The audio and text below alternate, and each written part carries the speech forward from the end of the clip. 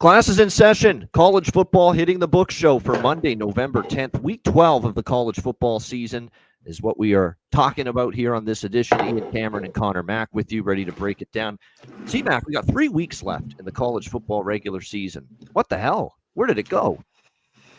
It always goes fast. This shit every day is just, it's just like we're on the rat wheel or hamster wheel. Spinning our wheel, spinning and on the wheel. It just keeps going. Spinning. But the season's going to be over soon. Yep. It feels like it just started still.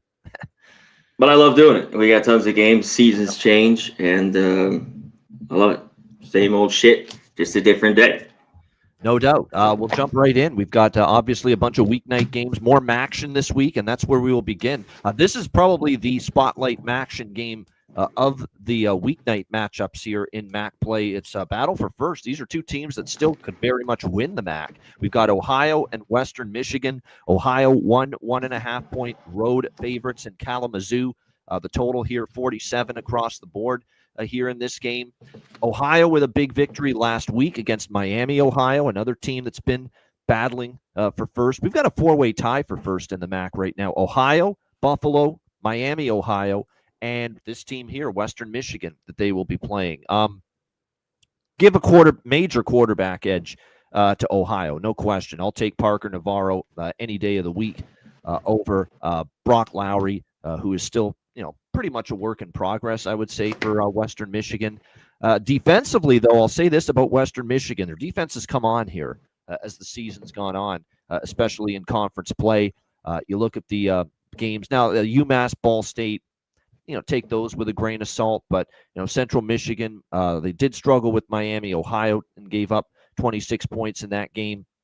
We'll see how this one plays out. Ohio has actually beaten Western Michigan 2 straight times. They didn't face each other last year, but 2022 and 2023, Ohio got victories both times against Western Michigan. We'll see how this game plays out. But I'm not fading Ohio personally, Connor Mack, because I think this team, there's a bunch of teams that could win this conference. And yes, every team's probably had that one game where it's like, what the hell happened to them? No team has gone through the MAC so far unscathed. But I do think Ohio defenses can be good enough.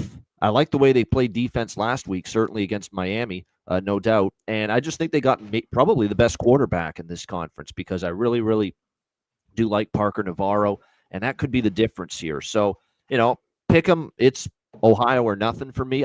Look, it is a strong home field, Western Michigan. And the one issue Ohio has had is they do just have the one road win on the season to this point. Now, again, Ball State, they lost as a big road favorite. And then their other road games were Rutgers and Ohio State out of the Big Ten early in the season. Don't forget, they almost beat Rutgers in that game. But their last road game, they did beat Eastern Michigan. What's funny about this team is in MAC play on the road, they're 0-2 against the spread. The loss to Ball State, and they did not cover in the win against Eastern Michigan. But we're talking about just asking Ohio to win the game. And, I'm not saying I will for sure be on Ohio. But it's the only side I'm interested in at this current number. C-Mac, what do you think here? Shout out to the guys in the chat. Coffee, the guy, FB, woo, Kenny Woo, as always. Appreciate you, my guy. Supported us a long, long time. Appreciate it. Yeah, if I don't love these midweek games, I'm just going to have to stay off. It kept me off the Ohio game last week, we talked about with Miami, Ohio. And they got that late touchdown in a really good football game. When I see this, in a MAC game, I want this under when I look at it with kind of these defenses. You talked about how Western Michigan has been playing as of late. And with these quarterbacks, we saw Navarro. He had that pick early last week, but he's been pretty good. I like to see him. I just don't really want them on the road. If you think this is cheap with Ohio, I think you take them. I think this is like a tight game, dogfight. And on the other side, quarterback, let's touch on Lowry. The guy's been pretty good. I mean, he's not asked to do too much. He throws like 150, 200 yards. Yeah, he relies on the ground game. Yep. Ground game. He hasn't turned the ball over, which is huge so far. That always gives me pause. We'll talk. There's a few quarterbacks that have had unbelievable numbers, and it seems like I always think this is just the gambler. I mean, after all these years, he's got 20 TDs and no picks. What's coming here? Man, a bad game, where he throws 2 or 3 picks. It's just real, being real with that. So, yeah, I'm a little shocked. This is, I get 1.5. You know what I mean? Highly to the home team here in Western Michigan. It's just you basically have to take a money line, unless you want this 1.5 at home. Place should be pumped up, I think, to have a home game against big bad Ohio in the MAC. Yeah, it should be a good one. This is a very intriguing game. I do think there's a little defensive edge for Western Michigan compared to Ohio, but this is the best offense they played in the MAC, Western Michigan. The one thing you have to factor in here is Western Michigan's played UMass, Ball State. I'm not a big DeQuan Finn guy, and even he put up 26 on them. And then Central Michigan. I think this is the most dynamic quarterback that they have seen this season so far in the MAC. So still questions about whether Western Michigan can do enough to contain him. Like I said, I just think they're the class at the moment. If I had to pick who's the class of the conference, I think it's Ohio. So from that standpoint, that's why, for me, it's Ohio or pass in this game. All right, Kent State and Akron. We've got Akron 6-point home favorites, 46.5 the total. This is also a Tuesday night game in the MAC. Akron, obviously, look, that shows you how bad UMass is. Holy goodness. I mean, 44-10. Akron laying a beatdown over the UMass Minutemen, and they were only laying 11.5 in that game and won and covered with ease. Ben Finley was very solid, and more importantly, Jordan Gant on the ground just ripped apart that UMass hideous run defense for 2 rushing touchdowns and 153 rushing yards in that game over UMass. That shows you UMass is just atrocious. I mean, they are absolutely right there as one of the worst teams in the country, Division I college football right now. We'll see how they fare here against Kent State. Kent State coming off a actually competitive showing against Ball State last week, but offense just really couldn't get over the hump. DeShields was erratic all over the place, couldn't get the run game going. You look at Ball State, and it was a game they did enough offensively. Kent State actually outgained Ball State despite losing that game last week to the Cardinals. What ended up hurting, unfortunately, was unable to finish drives really from that Kent State offense. Turned the ball over on downs a couple of times, so that ended up being the difference in that game. This is probably one I'm not going to have a strong opinion on, other than you look at Akron these last 2 games, 2-0 straight up, 2-0 against the spread, and you go back further than that, 3 games. Their offense has started to hum a little bit here in conference play. Other than Miami O, who's got one of the better defenses, Chuck Martin always has a pretty good defensive team. Other than that, Akron scored 28 against Central Michigan in a win as a dog, 28 in a loss to Ball State, 24 when they beat Buffalo outright as an underdog, and then the 44 spot last week against UMass. So I think Akron can probably score some points here. Can you get something from this Kent State team? Because everyone scores on UMass, and Kent State did put up 42 points against UMass, but other than that, they got held to 10 by Toledo. Did score 24 against Bowling Green in an outright win a couple weeks ago, 13, and struggled to finish drives last week against Ball State. But I'm inclined to lean a little bit here over the total in this game. The side's tough, but I don't know if I want to step in front of Akron. Do I want to lay 6 with them? Not so sure about that, but Akron has definitely turned a little bit of a corner here. Back-to-back wins by margin against Buffalo and UMass. So, but you are talking in-state game here between these 2 teams. So I don't want to get in front of the nice little uptick we've seen out of Akron here in recent games, but doesn't mean I'm running to lay 6 points either. With the Zips in this game. I think the over is probably the stance that I prefer, side or total here. C-Mac, what do you think? Kent State, Akron. Randall, my dude, great to see you, my guy. Up and in here. Early and Adam, Monday college football. Can't beat it, right, Evan? Yep. Don't you love doing this? Absolutely, shit? Yep. All right, well, I'll take fucking Kent State. Fuck Akron. All right? Give me the points here with them. A whole lot of love. Both these teams beat the shit out of UMass. One thing with Kent State, I think it's a little skewed because all those great teams they play, good teams. Florida State's gone downhill, Oklahoma, Texas Tech, just losing last week in that, That said, they still tested ball game. themselves very nicely in the non-conference. Kent State, they did. Yep. Yeah. So I think they're live here. I think this is way too big. A lot of love for Akron after a big win. I just love it. I want to fade the shit out of them in this game. Nothing changes. One thing with Kent State, both these offenses suck. Akron's a little bit better. Kent State's awful. Only 271 yards a game. That's 135th. They don't run the ball. Hate teams that can't run it. We talk about all the time. 132nd, only 87.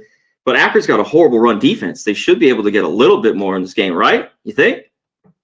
I mean, they gave up almost 170 this Akron. So I think they're just too similar, going through everything here on the board. And I think even though they're at home, I think it's a steal. The Kent State team that's playing a lot better of late. Got to win against Bowling Green. Tight game against Ball State. Give me the 6 here all day long.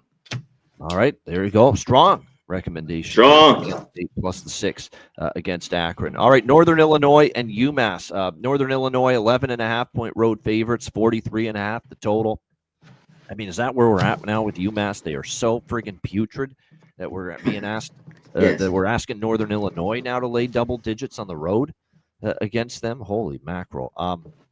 What are you going to do here? I mean, they just got blown out on the road 38-13 and 44-10. They lost at home to Buffalo 28-21. They did cover as home dogs, though.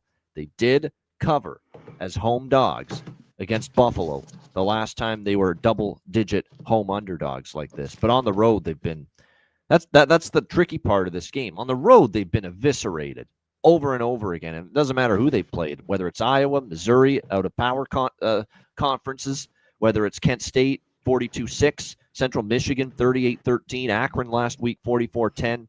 They've been just obliterated on the road, but they're at home here for this game. And on the flip side, you got a Northern Illinois team that is going on the road, and here's what they've done on the road in MAC play. 16-10 loses at Pick'em against the Eastern Michigan Eagles. 10.5-point road dogs. They lose 48-21 at Ohio. And then 16.5-point road underdogs last week. They lose 42-3 against Toledo. So that's not exactly a track record of, let's lay 11.5 on the road. This is an impossible game. But gosh almighty, I mean, if I were forced to place a bet on the side, I'd probably take, hold my nose and pray and take UMass. Simply because I think the last time we saw them at home, they lost by 7 against Buffalo. And I do not trust Northern Illinois, especially on the offensive side of the football in a price range like this. But there's no chance I'm betting it. C-Mac, what do you think? Yeah, I don't know if I can get here in this game. I think UMass here at home. I know you guys are really, really fucking terrible, UMass. But come on here. Wednesday night, isolated. You're going to get on national TV here in Amherst, Massachusetts here for a rare home game on national. Come on, can you show up for one? We'll see. I don't know. Maybe they're that bad, but I think they might be that bad. Northern Illinois, another team, just been horrible on the road. And then you're in a spot like this, you got to lay 5. UMass. Let's just say this: bad home and road. Just dead horrible team here. This is another team we just hit on before with UMass that can't run the ball. Like, it's just a struggle. Real bad. I mean, they can't throw it either. Just 240 yards a game. Northern Illinois was only plus 24 in total yards last year when they played against UMass. I know that they won by 14, but they were only plus 24 in the yardage margin last year when they met. So that's why I lean to the home dog here. I just got Northern Illinois on the road laying these points for as bad as UMass is. I can't do it. When I see this, I have to dare this team that scored more than 20 points one time. Yeah. To get over their team total. It's possible. But 6, 3, 3, 21, 13, 10. I just think Northern Illinois still has a pretty good defense. It keeps them in ball games because, the struggles that they've had offensively. So I just think you take UMass's team total under here would be the look. And if they're in this game, the problem with it is their defense has been just so bad. That they can't keep them in a game. If they could play against an offense that isn't great here in Northern Illinois, maybe hang around, it has to be low scoring. But I don't know if they could do that. This team gives up a shit ton of points, doesn't score a lot of points. Bad fucking combo. Bad combo. Trying to win football games. So, yeah. Team total under UMass. All right, next up, we've got Toledo and Miami, Ohio. Toledo, 3.5-point road favorites, 44.5 the total in this game. Here's a game I can finally sink my teeth into from a betting perspective. Give me Chuck Martin and that Miami, Ohio team as a home dog here, plus 3.5. I am not sold on Toledo's offense against some better defensive competition. I've seen enough of it. I've seen enough Tucker Gleason, the veteran quarterback for Toledo, to know he sometimes goes into he can sometimes be on just rip you apart, and then he can go 4 or 5 drives in a row where they can barely muster a first down. And usually some of those games for Toledo have come against the better defenses that they have faced. And you look at their road track record this year and going back under Jason Candle, it's not always been pretty. You look at their road efforts in the MAC so far. Western Michigan, 13.5-point road favorites, losing outright, 14-13. 11.5-point road favorites to Bowling Green. They had that 20 or 14-0. I was 21-0 lead in that game.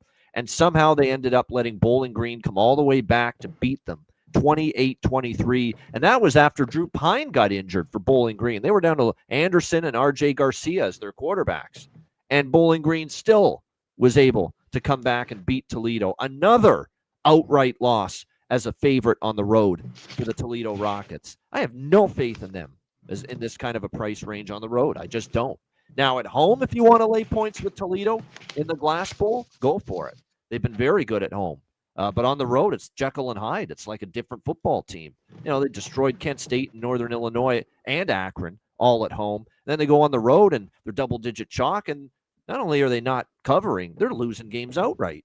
Like I said, to Western Michigan and Bowling Green.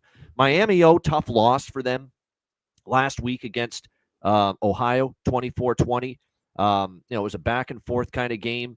I think in the end, their defense, look, credit to Parker Navarro. He got things rolling. They couldn't really contain Bangura, the really good running back for Ohio. He did some damage against Miami last week. But the overall numbers are still very solid, CMAC, for the defense. They're holding foes to 3.5 yards per carry on the ground so far this season, 3.8, which is pretty respectable when it's all said. I like their secondary. They're only giving up 42nd most passing yards per game. And when it comes to Toledo's offense, they're pretty balanced. They run, they throw, they can do both.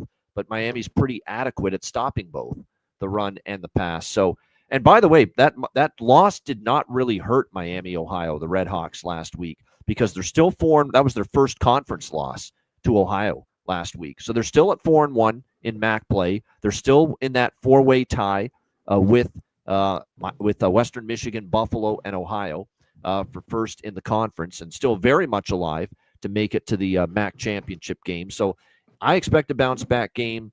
We like Chuck in this role, especially Chuck Martin in this role in the MAC as an underdog. We know in non-conference at times he's had issues stepping up and kind of takes a beat down and tries to just get his team to get ready for the MAC. This is the point spread range, and these are the spots that historically in all his years here coaching Miami, Chuck Martin's been really good in these spots. So I'm going to take him. Miami plus 3.5 and fade a Toledo team that is still over against the spread in MAC road games this season. What do you think here, C-Mac? Toledo, Miami.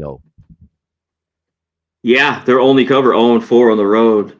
1-3 that opening game. They kind of snuck in that low scoring game. Kentucky, yeah. That was fucking ugly game. We're getting a boatload of points there. Yeah. So bunch in that one.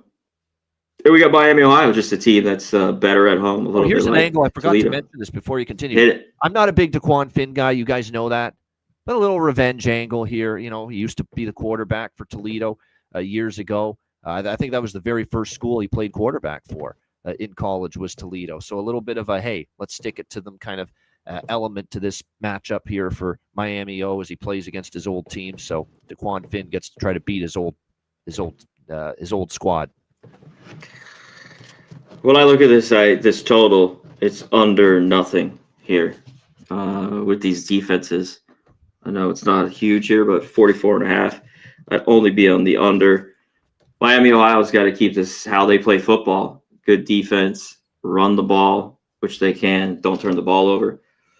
One thing with Toledo, though, when they've stepped up and gone on the road, they've given it up to some teams. But this defense, though, is pretty good. And I don't know how, and I think they could stop Miami, Ohio a little bit in this game as you look through it. But one thing, I think both teams, they want to run the ball, but both run defenses are pretty good.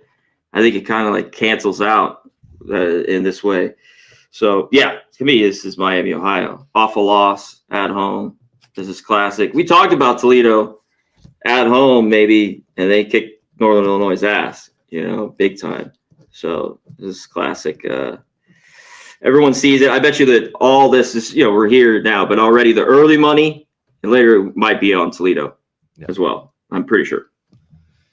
Yeah, it seems like the public is enamored with Toledo. If anyone that if the public does bet the MAC football routinely, it does feel like they have taken the money in certain games this year. Toledo, I've noticed that. We'll see if that is. And after a big win, yeah, just a big, nice home beatdown. Yeah.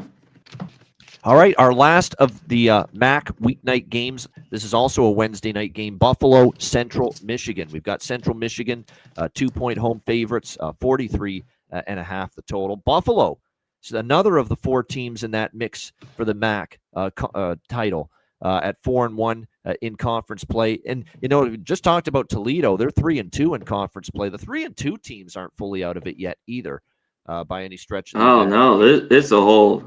Yeah, throw up for all these teams. Yeah, no doubt. Yeah. And Central Michigan is one of those 3-2 teams, so there's still a lot to play for them against Buffalo. And Buffalo, like I said, still very much alive here as well for the MAC championship. Even though it has been, tough sledding point spread wise for Buffalo in conference play. Last week against, or 2 weeks ago against Bowling Green was their first best game they played.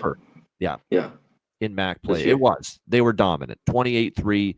I still need to see better from Roberson at quarterback. I think we're starting to see why he's been bounced around from school to school the last few years. He needs to be a little more consistent. But Al-J Henderson, when you got him running the ball like he did against Bowling Green, that certainly is going to help your cause. He had 146 rushing yards against Bowling Green, and they completely shut down Drew Pine in the Bowling Green offense, held them to just 216 yards. And that's where Buffalo, I was impressed with them. They finally, on defense, they were showing a few holes there for a bit, giving up 24 points and losing as a double-digit favorite to Akron. Shouldn't be happening, but they allowed it to happen. But the defense kind of got back on track. Both teams are off the bye, so there's really no advantage there. How about this Central Michigan team? They have gone 5-1 against the spread in their last 6 games. Now, you look at their performances. They beat EMU. The bad loss for them was losing as a favorite at Akron, but they steamrolled Bowling Green. They crushed UMass. I thought they were very competitive last week against a pretty solid Western Michigan team, or 2 weeks ago, I should say, before their bye week, 24-21. And when you look at that game, Central Michigan with Joe Labas, the quarterback, through a decent game. They could not run the football, though, and this is a team that wants to run the football because their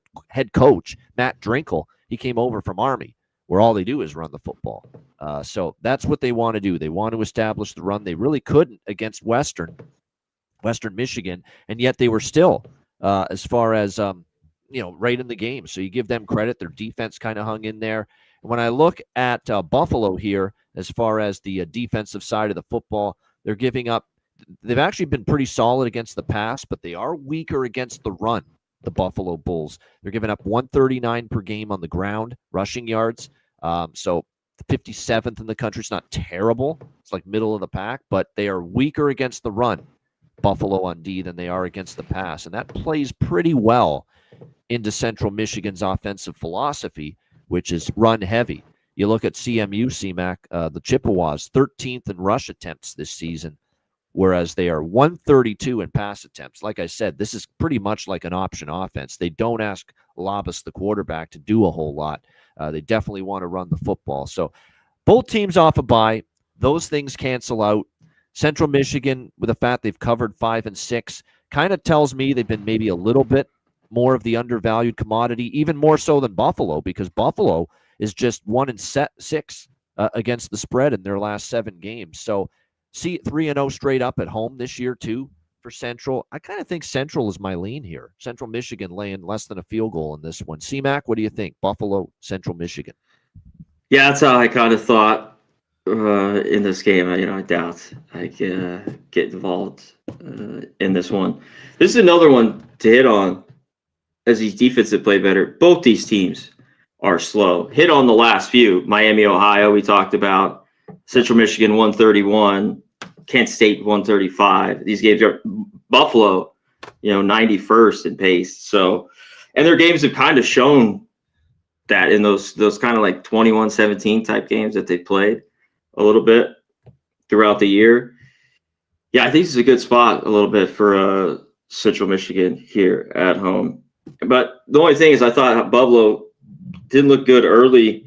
They've looked a little bit better. I mean, that was their best game, like I just talked about, against Bowling Green, especially on the road. So just a tough one. I think this is tight, low scoring. I lean under this game.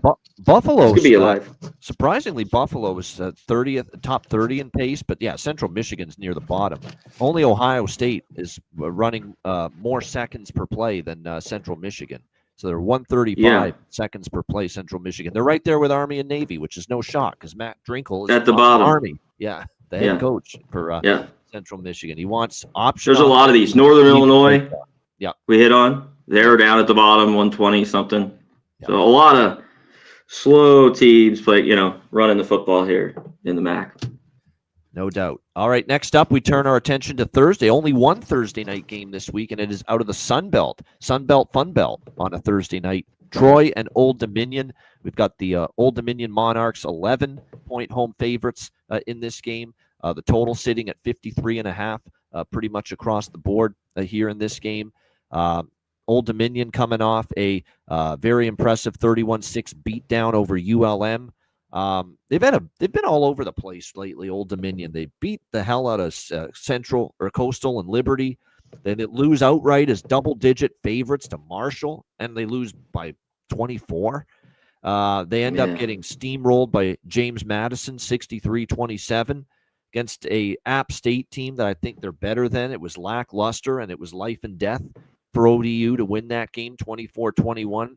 And only last week, for the first time in really 4 games, did ODU put forth really a strong pillar-to-post, start-to-finish game on both sides of the football. Colton Joseph was good throwing it, running it, and the defense, more importantly, put the clamps down on Louisiana Monroe's offense. Armenta, the quarterback, had 1 interception. It was a struggle to get the run game going for Monroe. That being said, at the end of the day, even though that final score was 31-6 Old Dominion, the yardage in that game was 391 for Old Dominion, and it was almost 300 for Louisiana Monroe. So it really wasn't quite as lopsided in the box score as maybe the final score of the game indicated. Troy comes into this game off a 23-10 loss at home against Arkansas State. Both teams coming in off a bye, so again, no advantage there. Neither team played last week, so it's pretty much a wash as far as that goes. The one thing that we've noted on this show when we've talked Troy is that they were without Goose Crowder, obviously, for a long period of time, but they did get him back against Arkansas State. Look, he looked a little rusty, I guess you could say, coming back to action because he missed really since the Memphis game. He had been injured and out of action for Troy, and it was Tucker Kilcrease that was the quarterback for them. But Goose Crowder came back. Yeah, the fact now that he's got a bye week, the game under his belt, back from injury before the bye week against Arkansas State, and now the bye week to really ramp things up and get more comfortable. Is he in? Kilcrease played against Arkansas State, though. He is. That's what we're looking. Was it Kilcrease? Okay. Let me just double check. Yeah, it was Kilcrease because he's been bad the last few games. You're right. He was expected but to that come doesn't back, mean. and then they decided last minute we're going to play it safe and we'll wait for the bye and now bring him back. Yeah, it was Kilcrease. So he's going to play. He's going to play. Yeah, here. Okay. And Kilcrease was starting to play better, and then he kind of went back to having one of the games he played early when he first took over. He could barely move the football when he first took over. Remember those first couple of games for Troy? Like their offense did nothing without Goose Crowder the first couple of games. But then all of a sudden, Kilcrease started to get comfortable. Yes, it was Kilcrease against Arkansas State, but it looks like it is going to be Crowder. I see Crowder listed as the QB1 here for this game, so we do expect him back here for this matchup. His numbers, 4 touchdowns, 3 interceptions, again, early in the season. Let's not forget, he played pretty solid and despite a losing effort against Clemson. That was the game where we highlight it because he was able to move the football, especially early in that game. I kind of lean with Goose Crowder back and healthy again. I kind of lean to Troy here, plus 11. You're getting a pretty good number here with them. You look at Old Dominion here and the recent opportunities they've had as double-digit favorites. They did cover as double-digit road favorites at ULM, but double-digit home favorites, we saw App State. They won by 3. They were 14.5-point road favorites at Marshall. They lost outright. They did cover against Coastal Carolina, I should say, but Coastal was a mess on offense at the time. They didn't cover as home favorites against Liberty. They were 14.5-point home favorites. They only won by 14. So, maybe a little bump for Troy getting Goose Crowder back on the field as their starting quarterback. Both of these teams 6-3. Old Dominion undefeated at home, 4-0, but Troy actually has been pretty solid on the road. You go back and look at Clemson, they covered. At Buffalo, they won outright. At Texas State, they won outright. At ULM, 4.5-point road favorites. They won 37-14. So this Troy team is a perfect 4-0 against the spread on the road coming into this game here. So, yeah, I think you can make a case for Troy, plus 11. C-Mac, what do you think? Yeah, I think so, too. I like that.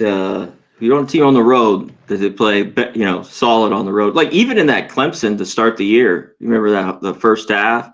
They were, beating them in that game there. So they've been solid on the road. And it's tough to lay these points a little bit with, I think, Old Dominion, the better team. These defenses are similar a little bit.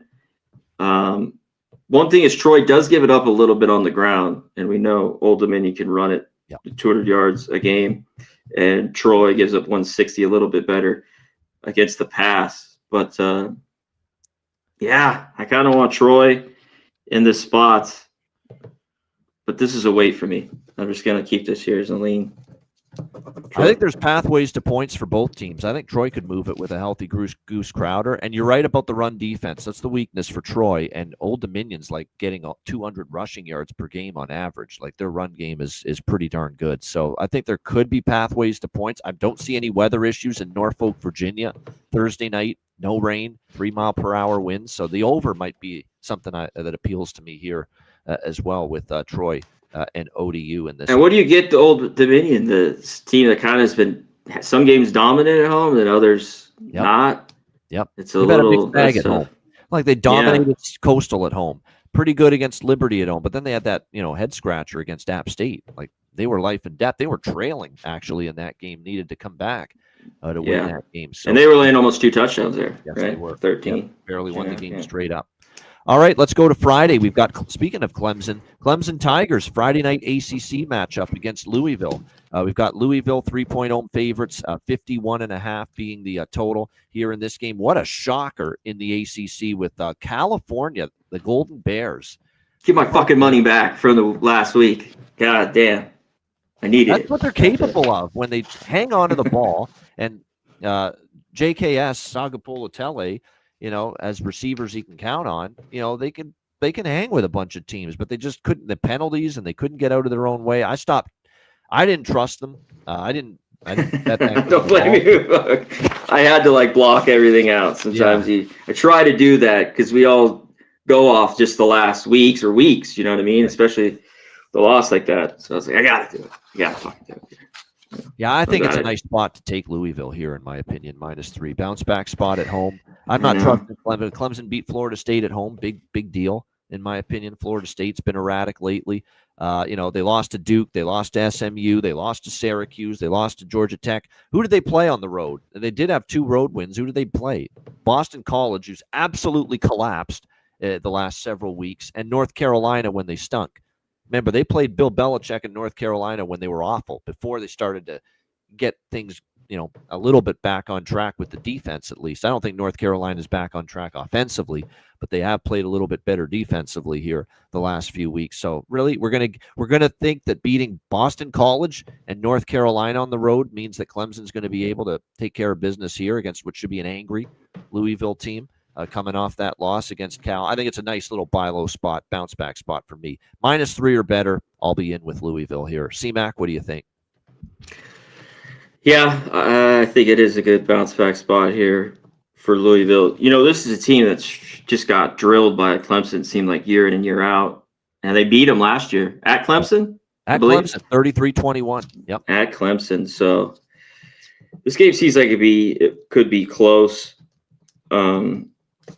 Louisville, just the pass defense, kind of where did it go in that game against Cal? They just weren't very good. What they give up? No about weather here. 350. I'm surprised this total is only 51.5. I'll say this about Clemson. Cade Klubnik has played a little bit better here these last few games. So the offense, I think, could score a little bit. I don't think they're stopping Louisville. I think Louisville will have a good game offensively. I think they will. This could be a pretty good game. I lean Louisville. So when I saw this, it's like this seems like a decent spot here for Louisville. Just a horrible game. You got to think practice will be a little more, tough this week. I think he's a good enough coach. He's a coach I respect. He's a coach I trust, Jeff Braun. Yeah, after a game like that, to be able to get his team kind of back on track here. Miller Moss didn't play great. He was kind of erratic against Cal last week, but I think he's capable of a lot better. And I still think the secondary is kind of shaky when it comes to Clemson here. You can throw on them, and I think that's a passing game that's going to have some success here. Plus this total, I think the over is a good bet here. Look at last year. There was 54 points in the game, but the total was 62.5. Like, you're getting like 11 points lower of a total. I think it's just too low. If this total's in the high 50s or 60s, I probably am not interested in an over here. But we're betting numbers here, and 51.5 seems a little light to me. I want to look into it. Yeah, and in that game, it was pretty even. A lot of field goals with both those teams, Cal and Louisville, last week. I wonder what's going on with the secondary. I mean, Cal kind of took them apart, a team that's been pretty good against the pass all year long, Louisville. Yes. So I want to look into that a little bit in this game. Well, and another thing, too, is Clemson, with Klubnik's played better lately, and, of course, they also have had Antonio Williams back these last few weeks, which has made a huge difference for Clemson as far as the best weapon, in the passing game. So, yeah, like I said, Louisville in the over for me is what I'm looking at, targeting for that game. All right, the other game on Friday night, we've got the Big Ten matchup here on Fox. Friday night, Minnesota and Oregon. We've got Oregon 24-point home favorites. The total here sitting at 46 across the board. What an escape that was, and in Iowa City on Saturday for the Oregon Ducks. Boy, oh boy, needed that last minute drive. Credit to Dante Moore. Everything was a battle. The weather was horrendous. Terrible for offenses. The weather in that game in Iowa, and it looked like, wow, Iowa taking the lead late was going to be the death nail for Oregon. But for as up and down a game as it was for Dante Moore, when he had to clutch up and get it done, he got it done. And you got to give him a whole lot of credit. Got Oregon into field goal range, and they end up winning it late against Iowa last week. Now they return home against Minnesota. It could either be an emotional flat spot or hangover after surviving and beating Iowa, or they look at it and say, and probably Dan Lanning is going to look at it too and say, we did not play anywhere close to our best game. We're going to have to play a whole lot better. We can be a whole lot better than that. And that's the concern for me about backing Minnesota here in this game, because if Oregon takes that mindset and mentality that, hey, we got away with one, that's unacceptable, though. We're a better football team than this, and they come out here and they mean business, they could blow the doors off Minnesota, because Minnesota has not shown me anything on the road in Big Ten play. Well, they have. They've shown me that they can't compete. That's what they've shown me. At Iowa, 41-3. At Ohio State, 42-3. Think about that. They've lost to Iowa and Ohio State, combined score of 83-6.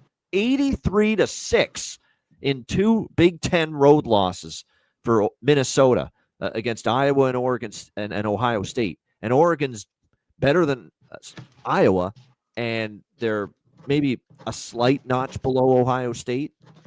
So how do you have any faith here in I can't back Minnesota, not with a track record like that on the road, out on the West Coast. Not to mention they've already done the West Coast thing once this year. They went to Cal. They were 3-point road favorites. They lost 27-14 in that game, non-competitive. So I can't back Minnesota here. I think there's elements of their team on offense. I like Taylor, the running back. Drake Lindsey's capable, but their defense against any kind of good offense has really had a problem this year. It's not been a very good defense, in my opinion, at times for PJ Fleck. And with that road track record, can't do it. Can't be on Minnesota seeing that. What do you think here, C-Mac? Minnesota, Oregon? Yeah, no way. I don't know how they run the ball. They can't run the ball. They can't even throw the ball.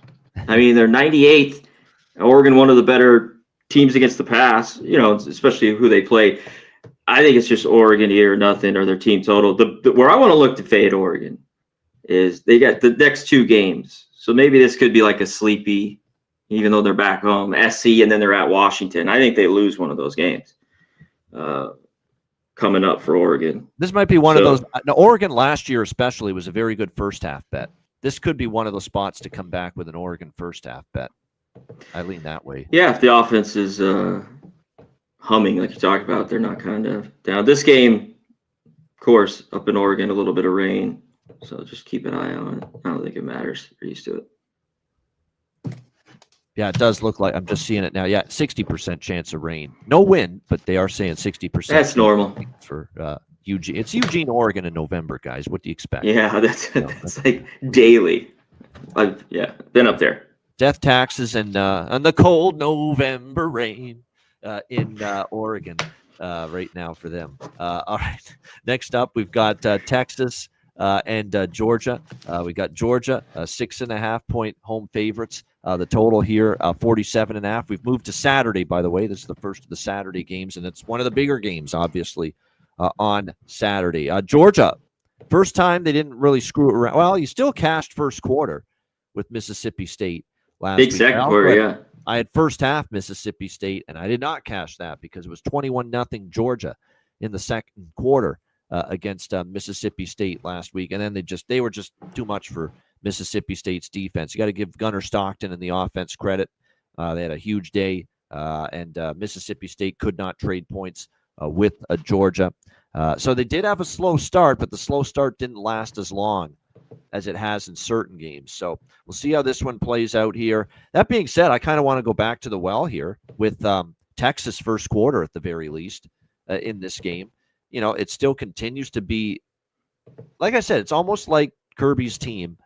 They dip their toe into the water in the first 15 minutes to say, all right, let's get a lay of the land here. Let's see what's going on before they really start to put their stamp on the football game. And this has been just a repeated performance pattern for Georgia where they've just gotten off to these slow starts in the first, well, at times in the whole first half, but certainly in the first quarter.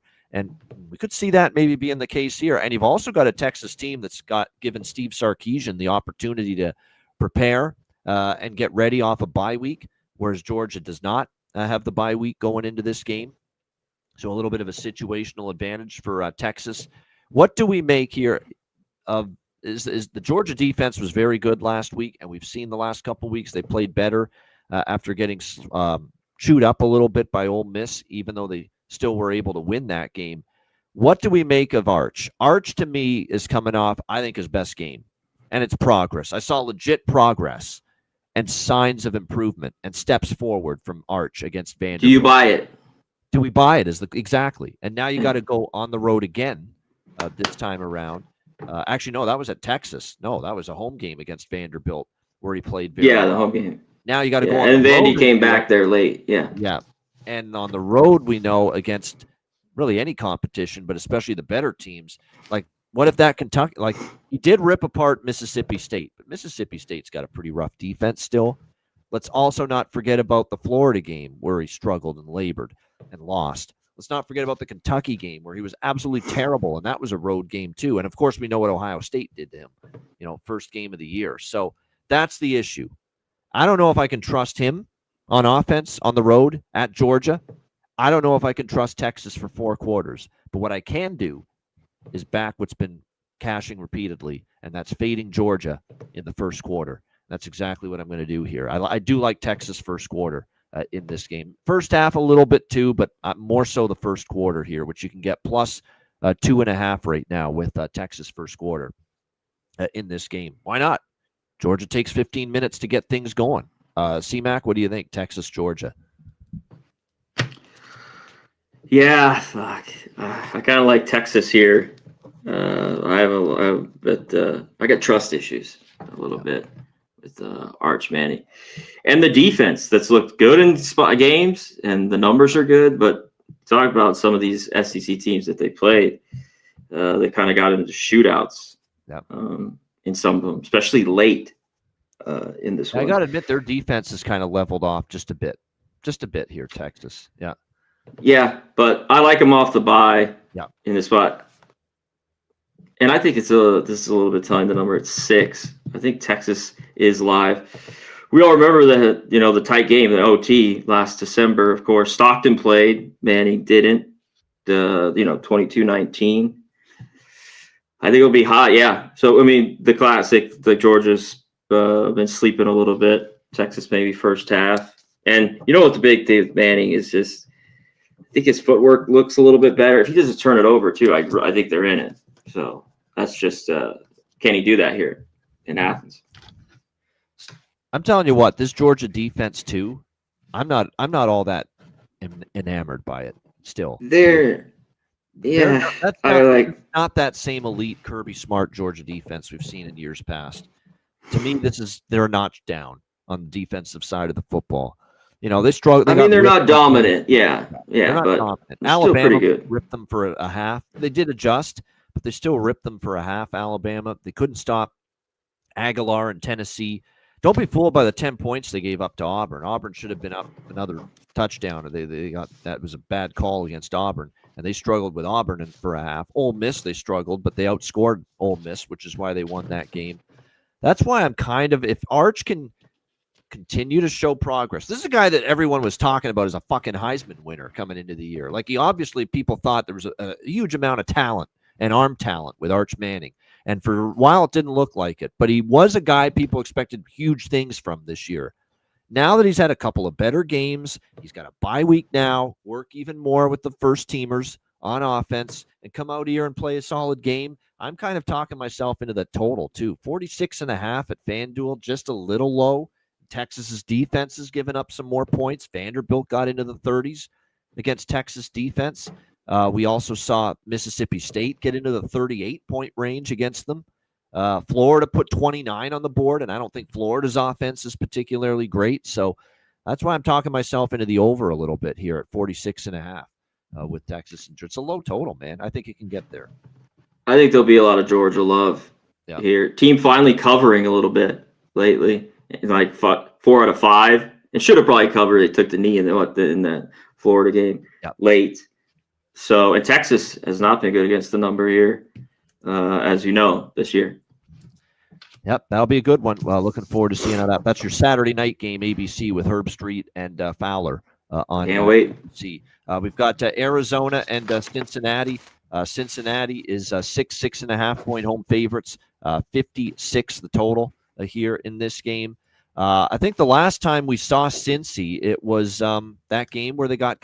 Well, I really liked Utah in that game. I remember I said Cincinnati not their ranking was absurd. We were like, they're frauds. They got fucking lit.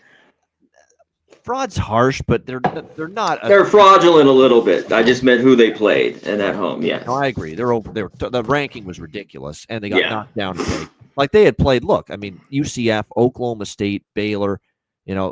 Kansas road win, I guess, was decent. And the Iowa State win, too. I mean, they had a secondary is out, and they're still out for Iowa State. But that was as tough as it gets, and they were humbled 45-14 by Utah. That being said, they're off a bye week, back home, played pretty good football at home. They won and covered against Iowa State. They won by 9 against UCF. They blew out Baylor at home. Definitely feels like a Cincy spot, and you're buying low on them again after that Utah blowout loss 2 weeks ago. We'll see how this one plays out. Arizona's off the 24-20 win against Kansas. So back-to-back wins. They pummeled the hapless Colorado Buffaloes before that. Can they duplicate it on the road, though? We've seen Arizona on the road lose at Houston, get blown out by Iowa State, 39-14. So there's still a little bit of a proving ground here for me. And they gave up 39 and 31 in those two losses. This could be a spot for Sorsby and the offense to flex a little bit. Arizona's defense hasn't traveled great on the road. Off the bye week, you'd expect, the offense after getting, putting the clamps down put on them by a very good Utah defense for them to maybe bounce back here. Keep an eye on the status of the running back, Evan Pryor, for Cincinnati. He missed the game against Utah with an ankle injury, questionable here for the game against Arizona off the bye. I lean Cincy. I might go team total over, though, on Cincy as opposed to laying the 6.5. The team total for Cincy is 30.5. And like I said, in Arizona's two road losses, CMAC, they gave up 31 to Houston, 39 to Iowa State. So that defense has been ripped at times, especially through the air on the road, and Sorsby could be able to do that here. So maybe a Bearcats team total over here. Kind of lean that direction. CMAC, what do you think here? Zona, Cincy. Yeah, fuck. I don't trust them. I don't trust either of these teams. I don't want nothing to do with this game. I just haven't had a read on Arizona all year.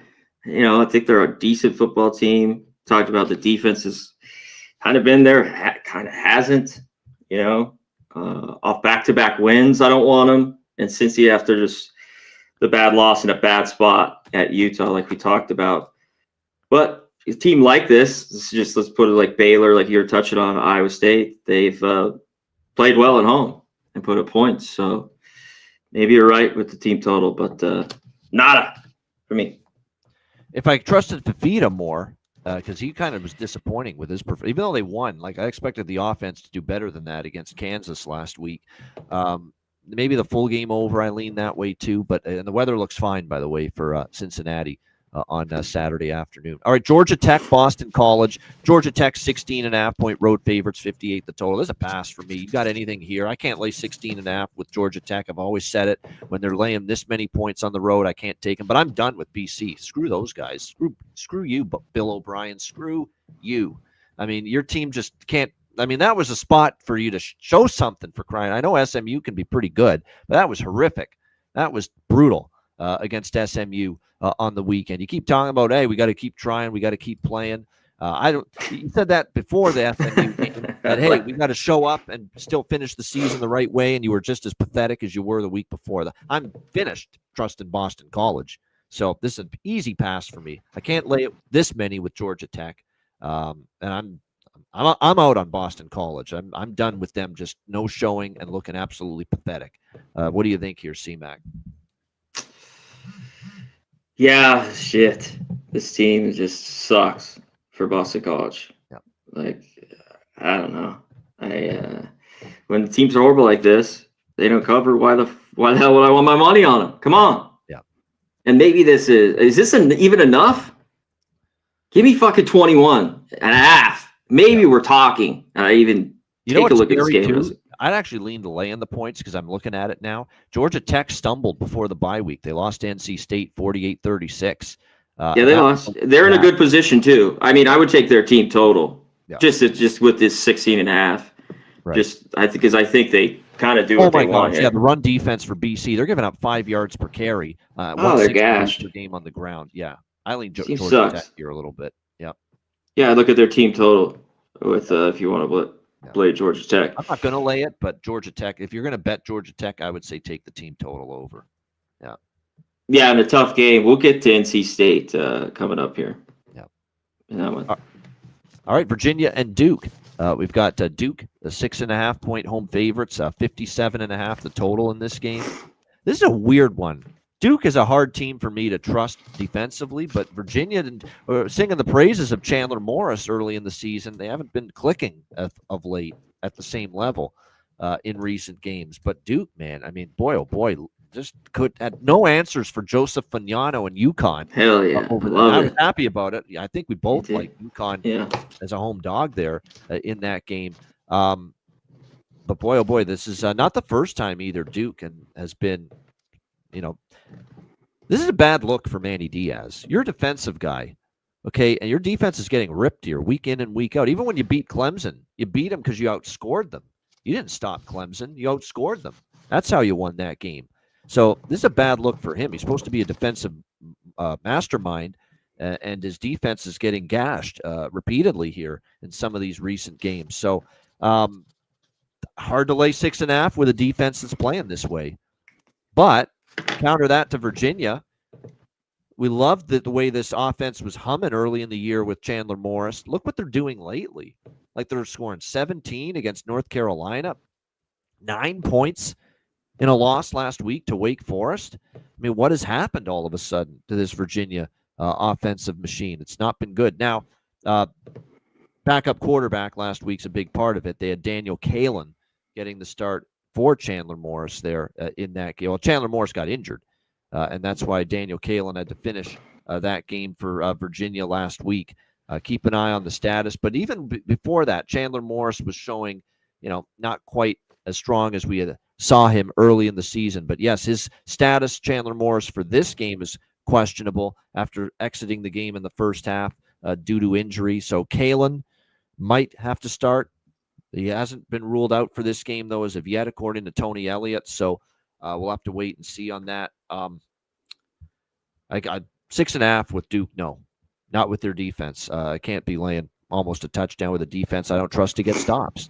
That's been my mantra. My handicapping mantra for years is if I don't trust the defense to get stops consistently, how can I lay points with them? And, we saw this defense as a favorite lose outright to Georgia Tech. We saw this team as a favorite lose outright to UConn. And the problem was they could not get stops when they needed it. So I guess by default, I lean Virginia, but kind of have to wait for the Morris news before I even consider backing them. C-Mac, what do you think here?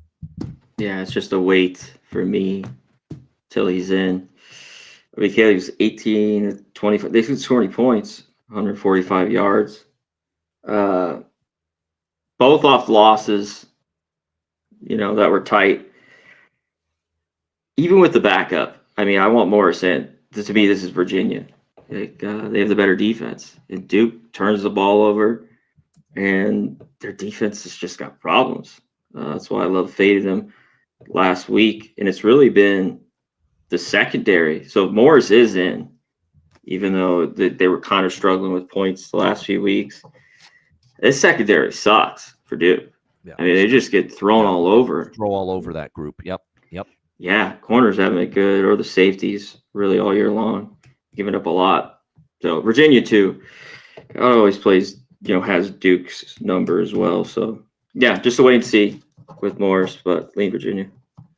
All right, Virginia Tech and Florida State. Florida State 13.5-point home favorites, 54.5 the total here in this game. Florida State, I'm still wondering how the hell they blew out Wake Forest as badly as they did, because they reverted back to the old Florida State. Well, the Florida State when they were struggling there multiple weeks in a row against Clemson in that loss to the Clemson Tigers over the weekend. It's been very much a mixed bag for Tommy Castellanos lately for the Florida State offense.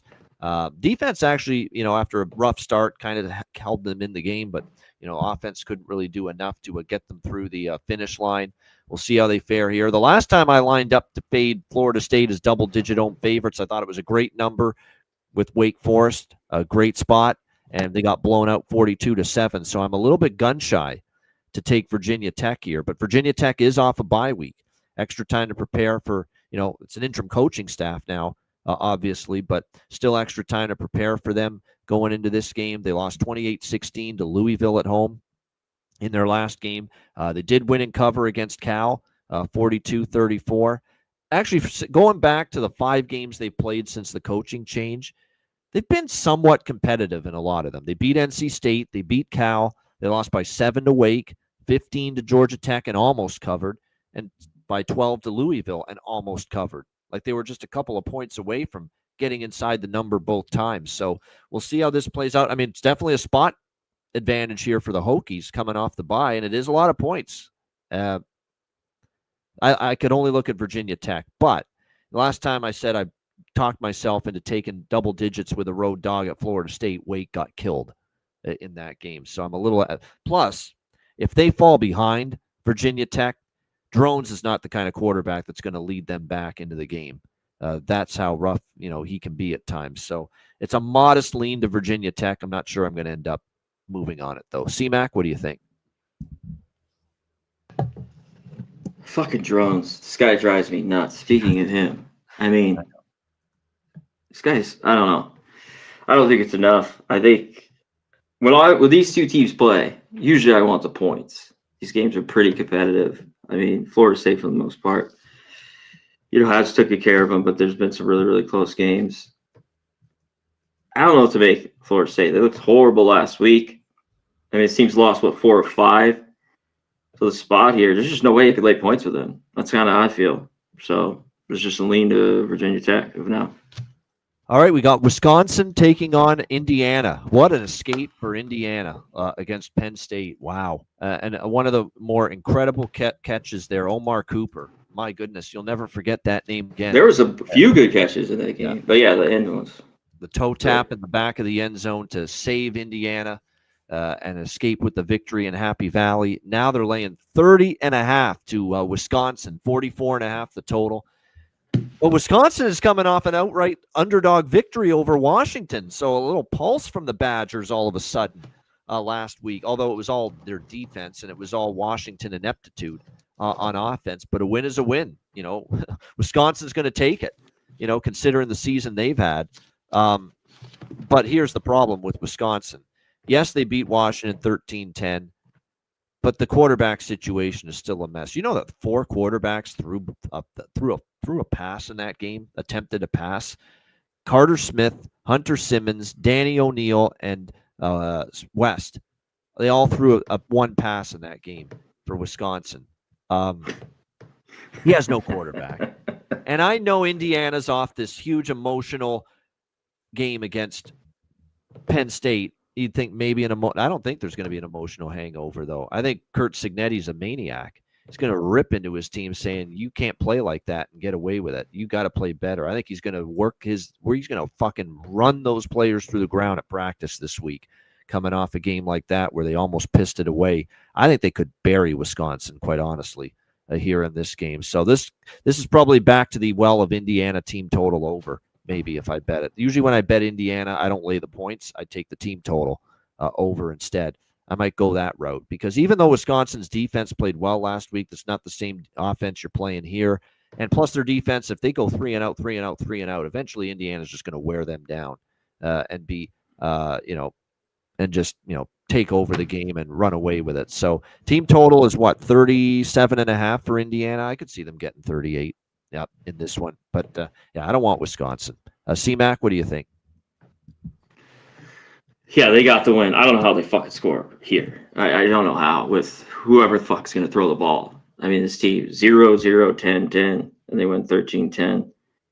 That game, it's tough to watch, these Wisconsin football games. But I think they do have a pretty good defense. But like you said, if you're on the field. Wisconsin had 48 passing yards and won the game last week. The defense, though, did all right against this Washington team, that at home can be pretty good. Williams was just 20 of 32, 134, touchdown and a pick. And they just had over 100 yards on the ground.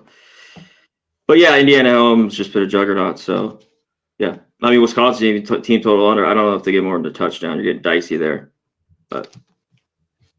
Or Indiana's team total over, Yep, to take your pick. You go Badgers team total under, Indiana team total over. No question. All right, NC State, Miami. We've got Miami, 15-point home favorites, 55.5. I like the Wolfpack here. I mean, okay. Miami last week against Syracuse. Like, Syracuse has been devoid. You talk about a team devoid of a quarterback, Wisconsin. So is Syracuse. And Miami let that team hang around for probably a lot longer than they should have last week. And it took, it took a while for the Carson Beck-led Hurricane offense to really get their mojo going in that game last week against Syracuse. So we'll see how this one plays out here in this one. But, 38-10 for Miami last week against Syracuse. Keep in mind, like I said, it was scoreless after the first quarter. And they didn't get their first touchdown until 2 minutes left in the second quarter. And then they got a pick six on that horrific Syracuse quarterback there, Ricky Collins, who was terrible again. So one of their touchdowns before halftime was a pick six. So it's not like Miami was moving the ball up and down the field. It took that offense a while to get on track against Syracuse last week. And NC State is coming off a bye week with extra time to prepare. They beat Georgia Tech. And when Miami lost to Louisville, wasn't Louisville coming off a bye week too? And we saw that when you give a coach extra time to prepare against Cristobal, he'll coach the shit out of Cristobal. We've seen it over and over and over again. Yes. Yeah. And give me NC State here. Sprinkle on that money line. It wouldn't put it past Miami to lose this game as a double-digit favorite, just like they did against Louisville back on October 17th. This NC State team, I don't love their defense. NC State, they still have problems there, but they've got a quarterback. They've got C.J. Bailey. He can sling the rock. Hoffman and Rogers are pretty good receivers. They've got obviously a run game that's capable. Jaden Scott went crazy running the football against Georgia Tech 2 weeks ago. So I think NC State plus all these points is going to absolutely be on my card. What do you think here, C-Mac? Shit. I kind of lean over. Like I can't win a low. They can't win a low-scoring game. Like this defense sucks. Yeah. Miami way better defense in this game. So that's just off the bat here when I go through this. In Miami, I just want to fade them. You know what I think is the best spot? It was Louisville and SMU. This just right away. They were asleep in the first half in both those games. So maybe NC State, with all this time to prepare, comes with a good game plan. These first few drives, trickery, some bullshit. So I was looking at them maybe early here because Miami just cruising. You're at home. Divvy it up, right? First quarter, first half, full game. Maybe split your investment across all three. You could do that. Yeah. NC State, too, always plays Miami. Good football games. Like, always close ones. They beat them. They lose by fucking touchdown. So that defense, though, God, it's Miami they need a couple maybe turnovers. Our good friend Beck, that I always love to talk about, my guy, he needs to throw maybe a couple to have some success. But he should be able. The secondary is really bad for NC State. It's been tough. It's been tough to back them in a couple road spots where the defense just got shredded, especially at Pitt. It's horrible. All right, we move along to Penn State and Michigan State. We got Penn State 7-point road favorites, 50.5 the total. Oh, yeah, this is Michigan State for me, 100%. There is no question about that. Penn State just showed up, fought till the end. That was as close to a national championship or a bowl game as it's going to get this year for that Penn State team with the dismal, disappointing season that they've had. They gave it their all, left their heart and their guts on the field against Indiana, and then to lose like that, last 30 seconds of the game, toe tap touchdown, Omar Cooper, to steal that game away. Yeah, there's no chance I'm trusting Penn State to show up here with that same effort, that same intensity on the road, laying a full touchdown here against Michigan State. I know Michigan State's not very good, and I know they've got issues defensively. I think Aiden Childs, though, has shown in glimpses, at least, that he can move the football a bit, and they compete. They're in games. They're 5-1 against the spread their last 6 games. They're 0-6 straight up, Michigan State, their last 6 games, but they've covered 5 of the 6. Yeah. They had, covers against USC and Nebraska. They had one really bad loss against UCLA. That's it. Against Indiana, they covered in defeat. At home against Michigan, they covered in defeat. Against Minnesota on the road, they lost by 3. Covered that number. They cover this number, in my opinion. Michigan State plus 7. Wouldn't even shock me if they win this game. I think this is a real tough spot for Penn State. They left it all out there last week. C-Mac, what do you think? Yeah, it's not going to be easy for them after that game. This team just continues to lose. I know they've covered a couple numbers, of course, last week. Penn State, now they're favorites on the road, even against a team like Michigan State. I just don't think it's going to be easy for them. Well, look at this, too. Michigan State's defense just isn't good enough. You know what I mean? These teams have gone over a lot, lately this year. So, yeah, I don't know. I got to look at Michigan State. Is there's 6.5 and 7s everywhere here? Yeah. Here's the thing. He replaced Aiden Childs against Minnesota. The other quarterback, Alessio Milivojevic is how you say it. Alessio Milivojevic. I don't know. There's 7s everywhere. Okay. Yeah, like I said, and Grunkemeyer, I'll say this: Grunkemeyer against Indiana, 22 of 31. He was better. He definitely steps forward, no doubt. He's gotten a little bit better here. So keep an eye on the quarterback situation, though, for this game, because, again, Jonathan Smith in the game against Minnesota, where they lost 23-20, Milivojevic got the start in that game for the Spartans as he, just a decision on his part to replace Giles. He replaced Giles at the end of the Michigan game and gave Alessio Milivojevic the start against Minnesota, but I don't think Jonathan Smith is committed fully to Milivojevic again for this game. So this is a play for me either way. I just want to stress that. I don't care if it's Giles. I don't care if it's Milivojevic. I will be on Michigan State here, regardless. I think it's that bad a spot for Penn State here. There are some 6.5. There are a couple 7.5. Yeah. If you want, get to 7.5. I mean, the juice is a little. It's just minus 120. Yeah. All right. Next up, as we continue along here, we've got another Big Ten matchup: UCLA, Ohio State. Ohio State 31.5-point home favorites, 48.5 the total.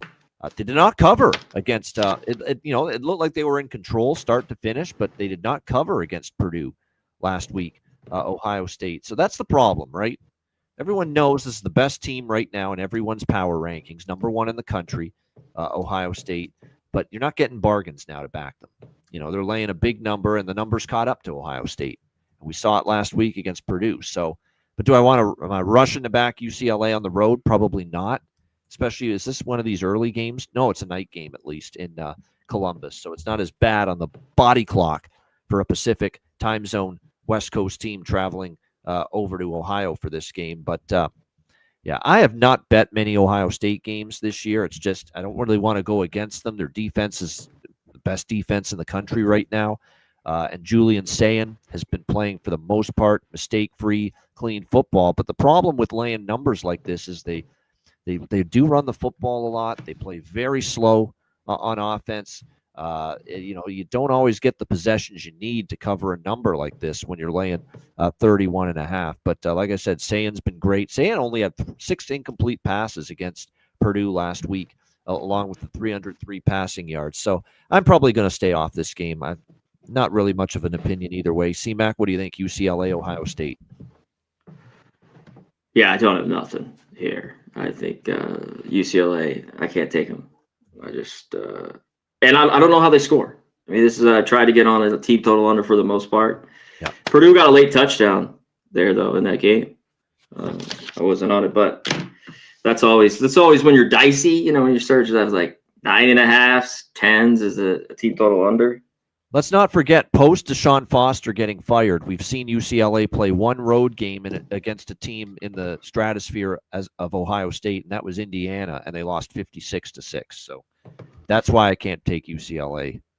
That defense just let it up there, I thought, kind of in the second quarter. Yeah. Against Nebraska. Just a couple big plays. There was that big pass, that went for the touchdown. So, and it was a struggle for the offense a little bit, even though they got a late touchdown there to make it 28-21. So, yeah. All right, we got Notre Dame and Pitt. Notre Dame 10.5-point road favorites, 55.5 the total here in this game. College game day, ESPN crew going to Pitt. How about that? Can't remember the last time I've seen College game day set up shop in Pittsburgh for a Pitt Panthers game. But here we go for Notre Dame coming into town, and Pitt trying to play spoiler to Notre Dame's playoff hopes. Notre Dame, we've talked about it going back to when they lost to A&M, their second loss. We knew it was they had to run the table if they're going to be in the college football playoffs. So there's still no margin for error for Notre Dame. They haven't lost since that A&M game. Very dominant showing against Navy, 49-10 last week. We'll see how they fare here against Pitt. I'm not a big fan of Narduzzi. You guys know that. But 5-0 straight up, 5-0 against the spread their last 5 games, Pitt, albeit not the greatest competition. BC, Florida State, Syracuse, NC State, Stanford. I get it. and off a bye week for Pitt, extra time to prepare. They've got, obviously, the quarterback change has done a significant amount of good for Pittsburgh. Not that Holstein was bad, but I guess you got to give Narduzzi credit for one thing. He saw that this Mason Heinschel kid was waiting in the wings and said, well, we need a little spark for the offense. Let's put him in there. And look what he's done. He's been great. He's throwing for 300 yards. He's throwing for 400 yards. He's already thrown for 6, 9, 12 touchdowns, 5 interceptions since he's taken over at the quarterback spot for the Pitt Panthers. He's been very solid. He's, for a true freshman, he's clearly shown an ability. Now, did have a couple turnovers against Stanford, but it didn't end up, coming back to haunt him a little bit. I don't know. So everything tells me I want to be taking Pitt here, plus 10.5. Great spot. College game day crew in town, off a bye week, at home, playing spoiler for Notre Dame. I still don't know if Pitt's got it in them to stop and slow down Notre Dame's offense, though, with C.J. Carr and company and that great run game of Jeremiah Love and Jadarian Price. I still have some concerns, knowing that Pitt this season, we'll see how they fare here. But again, that's going to be a big question. Now, the run defense numbers are actually pretty good, Pitt. They've been good against the pass that they've been shredded. So this could be a game where C.J. Carr's got to do a lot more in the aerial attack here against this Pitt team. But I lean Pitt. I lean over. I could see this being a game where we got points in it, too. Remember, Pitt plays fast. Cade Bell, the offensive coordinator, it's his second year there now. They play an extreme fast pace. Notre Dame, I think, is a team. And now we've got a little bit lower of a total here because Notre Dame's had some unders lately until last week against Navy. And think about how Navy plays ultra slow. We still had 59 points in that game, and it went over 54.5. So I like the over, especially in this game, because I think Pitt will score enough here to help the over at home. And I lean Pitt, but I like the total more. I like over. I lean Pitt. What do you think here, C-Mac? Notre Dame, Pittsburgh. Yeah, those overs have been getting there with Pitt. You talked about. I got to give a shout out to our guy Gorky here, my dude. See what he's on here. Plays for E12 Ohio. Team total over Miami, Ohio. Money line. I like it. Alabama, Georgia, Utah money line. Shout out to my guy Gorky, the Goracle man. Appreciate you, my dude. You know what? If Notre Dame hadn't lost 2 fucking games, this is automatic fade for me. I already want to fade him. Just everyone's gonna want them here.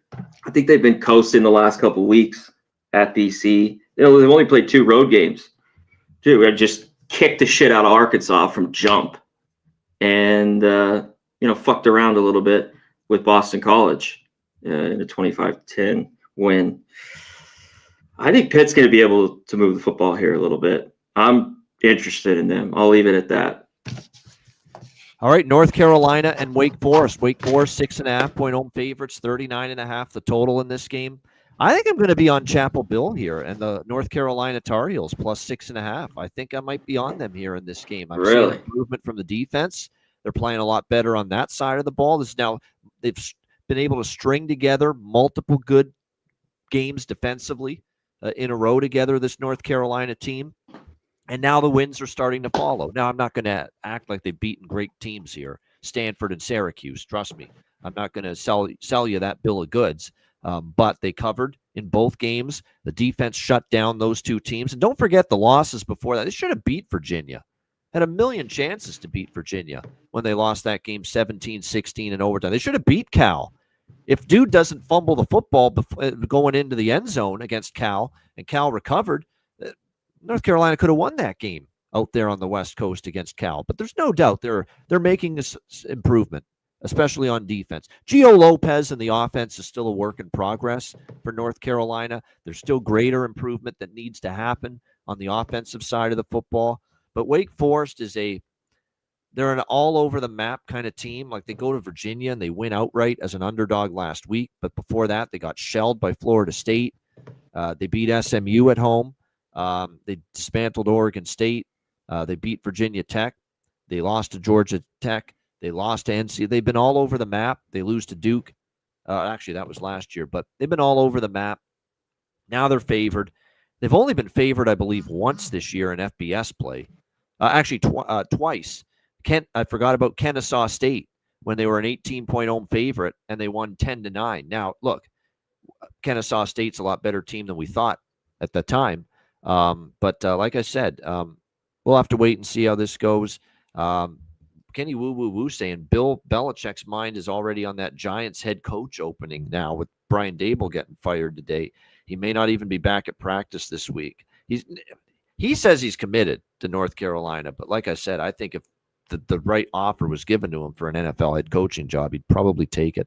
I still lean North Carolina here. I'm seeing improvement. They're getting points. Wake's a bit flighty. North Carolina lean for me here, plus 6.5. CMAC, what do you think here? North Carolina, Wake Forest.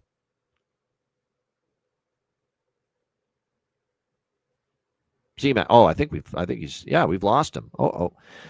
Tech issues, connection issues with CMAC. We'll see if we can get him back. In the meantime, we'll roll along. We've got Oklahoma and Alabama, SEC matchup here. Alabama, 6.5-point home favorites, 46 the total here in this game. Frustrating. I had the push on LSU. I took LSU plus 11. They had so many opportunities to be in that game, cover the number, and maybe even win that game, but so many mistakes, so many penalties, pre-snap penalties, drop passes, bad quarterback play, bad offensive line play. I mean, the offensive line play was really bad for LSU again last week. Credit to Alabama. They did what they had to do. Ty Simpson continues to play pretty well at quarterback, and we'll see if he can continue that here in this game against Oklahoma. And they've been excellent here in Tuscaloosa. Just absolutely phenomenal here at home. So it's not an easy team to bet against here at home right now, Alabama, where they've played some pretty good football during the course of the season. And we'll see if they can keep that up here in this game against Oklahoma. Oklahoma, they are a team that, against Ole Miss, I thought, what happened to their defense? But they rallied and beat Tennessee 33-27 on the road in their last game. Very impressive bounce-back performance from the Oklahoma Sooners. John Mateer was efficient throwing the ball. He actually looked like he was starting to get his legs and his health running the football back a little bit too, because he had 80 rushing yards against Oklahoma in that game. We'll see how this one plays out. Oklahoma's off a bye week. I mean, that's definitely a plus for them. And there's been some interest here early in the week on Oklahoma taking the points in this game against Alabama. And like I said, if not for so many LSU mistakes last week, LSU probably could have covered in the number and maybe even threatened to win that game outright. It was not a crisp game from Alabama's standpoint. And if they play like that again, then there's reason to think Oklahoma can maybe cover this number. This is a tough game. Like, Alabama's been good at home. I think they're the better team. Oklahoma, the last time we saw them against an offense in this caliber, they got ripped by Ole Miss. But it's a great spot for Oklahoma. They've got the extra time. That's why I'm kind of back and forth, but probably going to stay off it. But like I said, it's a good spot for Oklahoma. If you like Oklahoma from a spot perspective, I can see why that is. All right, next up, we've got Oregon State, Tulsa. I'm going to be brief on this. I'm not going to be on Oregon State all the way away from home after a loss like last week against Sam Houston State. Terrible. They dominated the Bucs box score. It's one of the most unbelievably fraudulent wins, undeserving wins you'll ever see that Sam Houston had as a 20-point dog against Oregon State. Just special teams gaffes. They obviously had the block punt return for a touchdown. I mean, it was ridiculous what happened to Oregon State last week. But, Tulsa had a terrible effort against I was very disappointed with Tulsa. Their offense against a horrible Florida State defense really couldn't get much going. Their defense got gashed. They were down big early in that game. We'll see how this one plays out. I want nothing to do with it. I'll just say that right now. I don't want anything to do with this. It's a pass for me. By default, I'd lean Tulsa because if we got Oregon State traveling all the way to the east, down to Tulsa, I should say, Oklahoma, for a very early start game, 10 a.m. Pacific. This game's going to start on the West Coast. So for that reason, I'll lean Tulsa, but I don't think I have a stomach to back either of these teams once again. All right, UCF and Texas Tech. We've got Texas Tech, 23.5-point home favorites, 47.5 the total here in this game. The only concern here is big win against BYU, maybe a little flat spot for the Red Raiders. I don't know if I've seen enough in the UCF offense, though, to really want to back UCF. It's just I don't really want to mess around with Texas Tech. They're kind of a one-way team for me right now. We either bet on them or we leave the game alone at this point in time. Baron Morton healthy and back in the fold. We saw what that defense was able to do against BYU last week, shutting them down in that 29-7 victory. Like I said, for UCF, losing to Houston 30-27. Not a great performance from them. Like I said, Baron Morton was great running the football with Cameron Dickey for Texas Tech at a good game on the ground. You look at their home record this year, 29-7, 42-0, 42-17. It's just been one blowout after another at home. So it's not easy to take the points here with UCF, even though their offense can be capable. Taven Jackson had a decent enough game, but unfortunately, defense could not slow down Houston with that game on the line. So this is probably not a game I have a strong opinion on, but yeah, I'm not stepping in front of the Texas Tech Express, especially in this home field at Lubbock. All right, next up we've got as we continue along, Kansas State, Oklahoma State. Kansas State 19.5, 20 point road favorites, 53.5 the total here in this game. Has the number caught up with Oklahoma State? We know this team fired Mike Gundy, had a brutal season so far, make no mistake about it. Obviously had a ton of issues. But there's been games now they've gotten inside the number because of the fact that, well, the power rating had fallen far enough on this Oklahoma State Cowboys team to the point now where, you're not getting those prime bargains anymore to fade them like you did early in the season. So that would be, I guess, the one concern I would have here with this matchup. It is, of course, this game in Stillwater. And like I said, Oklahoma State, they covered against Kansas, 38-21 loss. You also have this team coming off a bye week. It's also a bye week for Kansas State, so there's no advantage. But, does Oklahoma State put forth any sort of spirited effort moving forward? Because the one thing I can say about Kansas State is laying points like this is not an easy thing to do, even against Oklahoma State.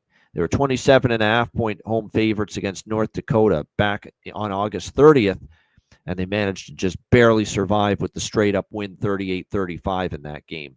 So that's what I'm talking about. As bigger favorites, this is not exactly a team that I fully trust, in this kind of a price range. So we'll see how it plays out. It looks like Zane Flores will remain the quarterback here for Oklahoma State in this game. Of course, Dylan Edwards no longer with the Kansas State team. So Joe Jackson, J.B. Price are going to take over as the primary running back options for this team moving forward. One thing that's been consistent about the Cowboys is the defense has been ripped apart. They've given up 45, 41, 39, 49, 42, and 38 points in their last 6 games. So pretty much just abysmal on the defensive side of the football. Maybe the Kansas State team total, it's 36.5, 37.5 to get to that 38-point number. Again, to be able to get there, Kansas State's going to have to run the football effectively. But we know Oklahoma State's given up 171 rushing yards per game. So maybe they will be able to run the football with a good amount of success. Kansas State overs have been the thing. 5 straight overs for K-State. A little pulse from Oklahoma State offensively in their game before the bye against Kansas. They played a little bit better.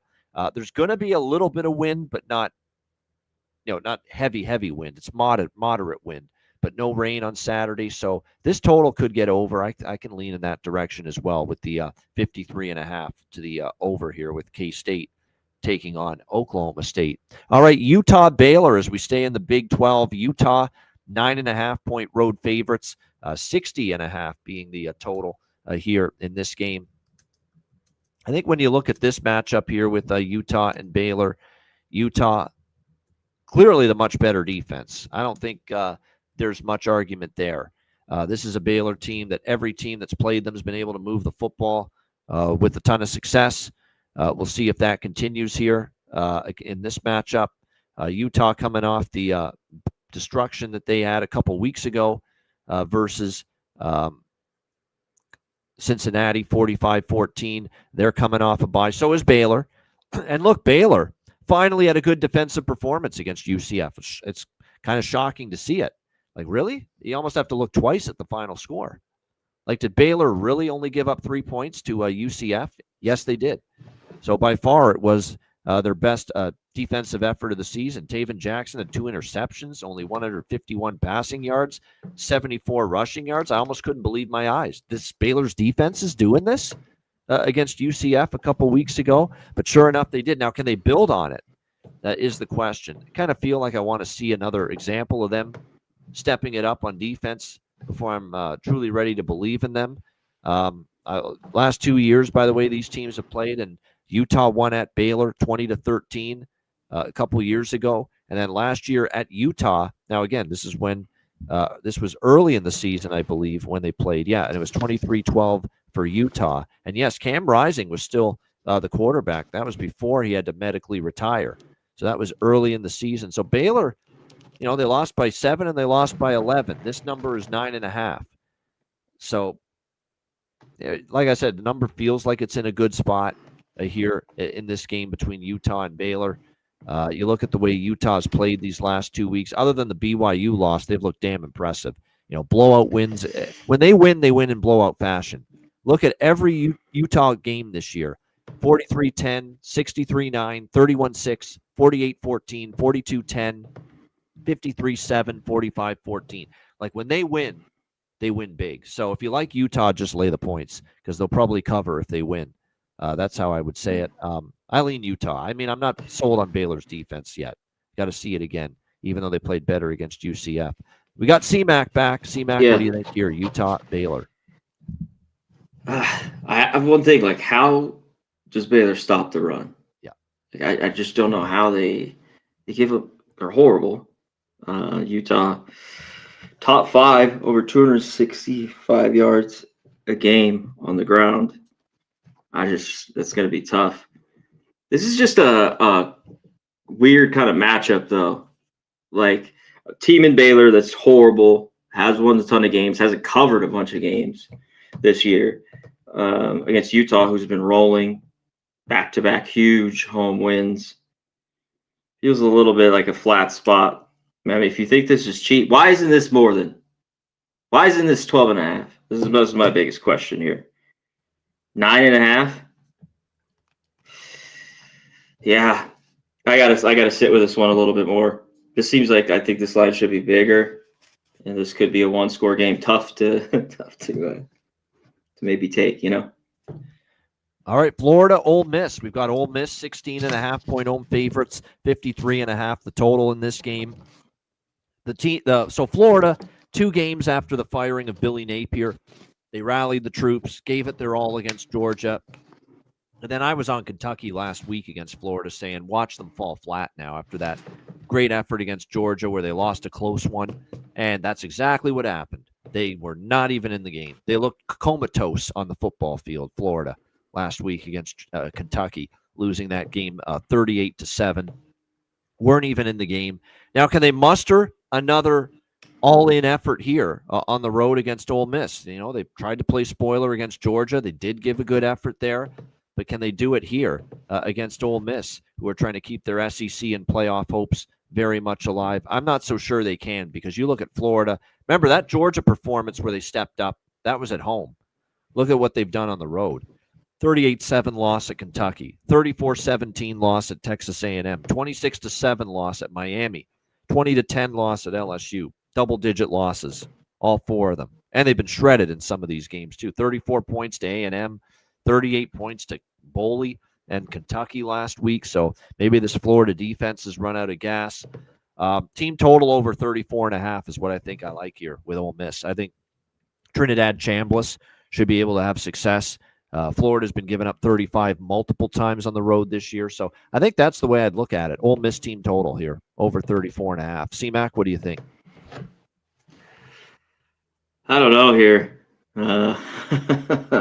Everything doesn't want you to be on Florida in this spot. Like, it just seems like a slam dunk for Ole Miss, who's been cruising. The big win against Oklahoma, South Carolina, Citadel. I don't know. I don't trust their defense. I think it's played well at times.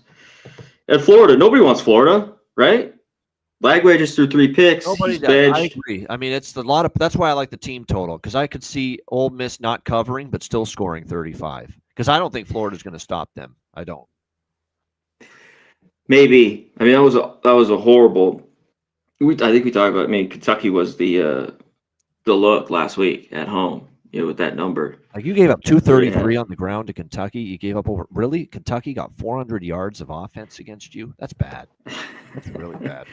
I know, but yeah, Lagway has been an issue too, and like he just got canned.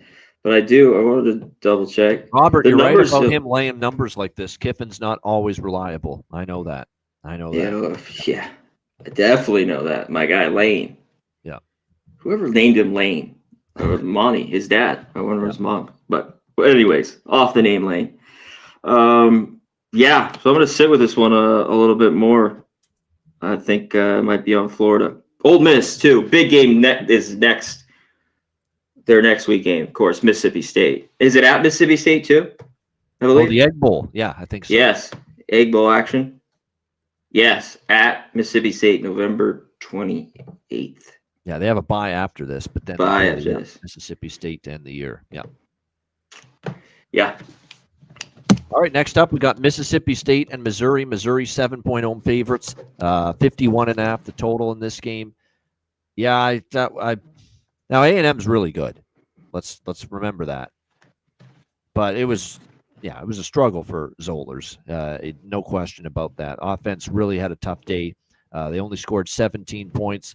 Zollers 7 for 22. That's terrible completion rate. 77 passing yards. That's it. He didn't look ready. I thought maybe after the bye week, coach him up, get him ready. He didn't look ready. He didn't look like he's quite ready to be a college quarterback at this point. That being said, Mississippi State's defense is really bad at the moment. They haven't been stopping people again, back to the same way they played last year. Could this be a buy low spot on the Missouri offense to bounce back, play better against a weak defense? It's possible. I could lean over because I think Mississippi State can score a little bit. The one thing Mississippi State does have is some offense with Shapen leading them at the quarterback spot. So if you get anything out of Zollers, and for Mississippi State, I can tell you this right now, this is a low total right now for Mississippi State, and I think you're getting a discount on the total because of the quarterback situation for Missouri.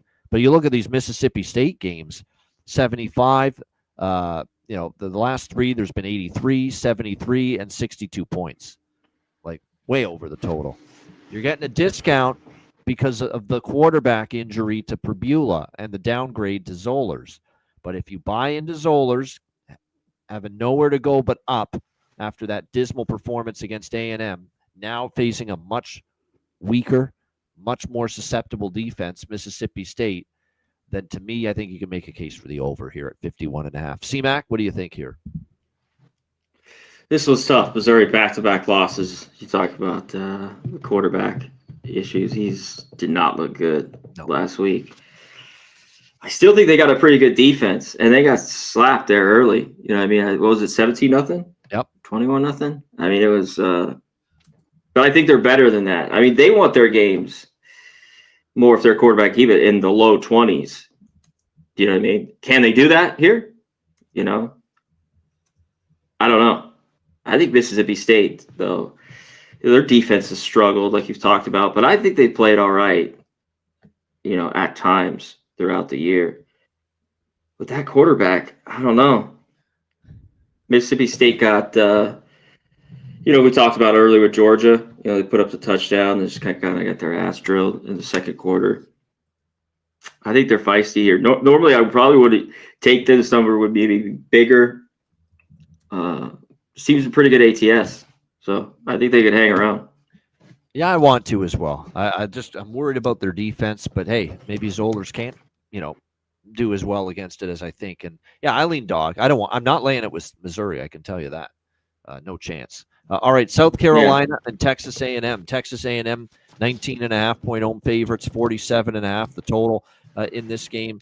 I mean, this team looks damn good right now. I mean, we have to give them their due. They played very solid. There's a big number, though. Really big number. This is the biggest number they've laid since they were laying 16 against Mississippi State. Now, they did win and cover. They won 31-9 in that game. But this is a pretty big number against a South Carolina team that, they only lost by 7 at home to Bama. They lost by 16 at Ole Miss in their last game. But that was a reasonably close game early. And then Ole Miss kind of broke it open late and turned a 20-14 lead in the fourth quarter into a 30-14 win. So they turned a 6-point lead into a 16-point win. But a game that was pretty close for portions of it. Lenore Sellers has just been all over the place as far as his play throughout the course of the season. The bye week, will it help? South Carolina does have extra time to prepare. So Shane Beamer's got that on his side going into this game here against Texas A&M. The key here for South Carolina is, will they be able to contain this, at times, what can be a very dynamic run-heavy offense here that A&M can throw at you? When you look at this A&M team, they've been able to average 204 on the ground, 5.2 yards per carry. And South Carolina's run defense, it's not great. 4.1 yards per carry allowed, 153 rushing yards per game allowed. That does concern me here. So this is another one. There's a few of these here where, and it is, that's a good point by Ross Pitts as far as the revenge angle, because last year, South Carolina, 44-20. They spanked A&M last November toward the end of the season, 44-20 beatdown in that game. So major revenge spot.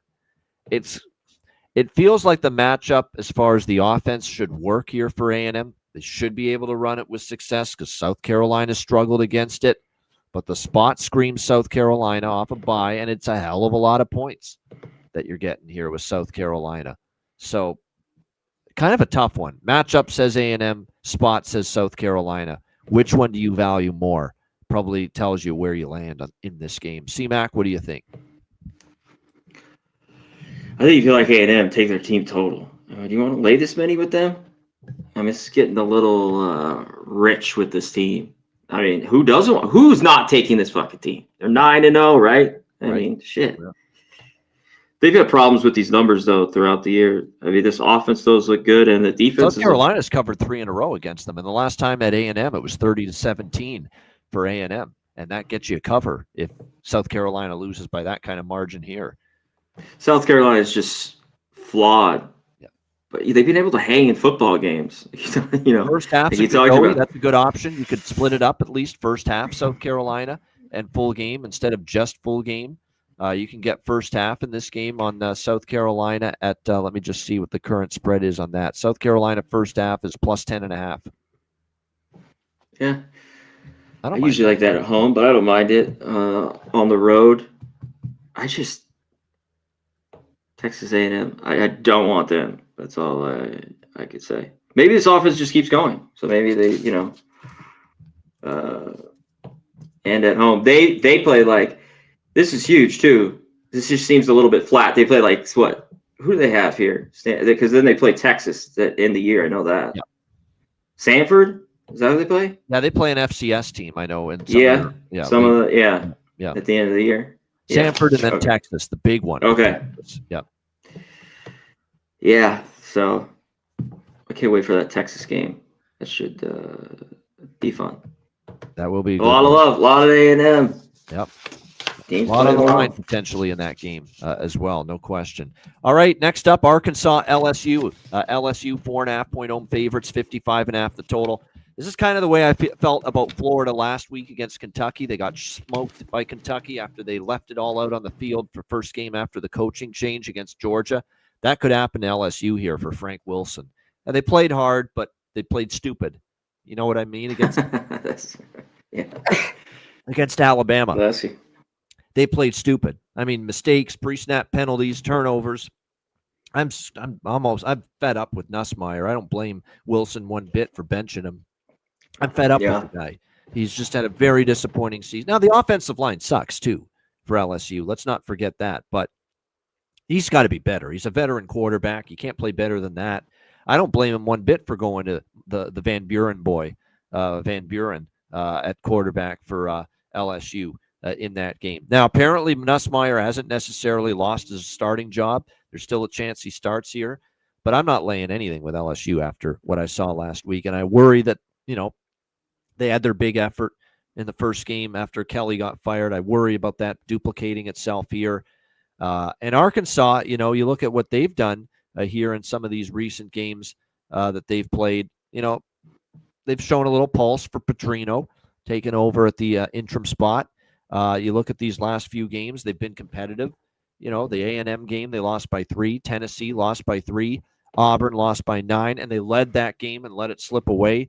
And then they lost a heartbreaker, back and forth, high-scoring affair with Mississippi State, 38-35. One thing Arkansas can do is move the football, and defense still is not good, but you can counter that and say LSU's offense isn't very good right now. So who's going to win that matchup? Talon Green was banged up a bit, but looks like he's going to play and appears to be healthy and good to go ahead of this game against LSU. And it is worth mentioning Arkansas off a bye, extra time to prepare for them. So this Razorbacks, Pig Suey for me, plus 4.5. I'm not laying anything with LSU. C-Mac, what do you think? Yeah, what time is this game? 3:30? Yeah, it's not a night game in Baton Rouge. This is 12:45 early, so that's not as big a home field with LSU with that game being early. LSU's defense has played a lot better, but Arkansas's defense, it seems like they could give it up. Arkansas 7-1 to the over. The lone one, 68.5, 34-31, Bavana against Tennessee. It just seems like they're in this game, that it's tight, and there's a bunch of points. This goes over. And we've seen LSU's defense struggle a little bit before.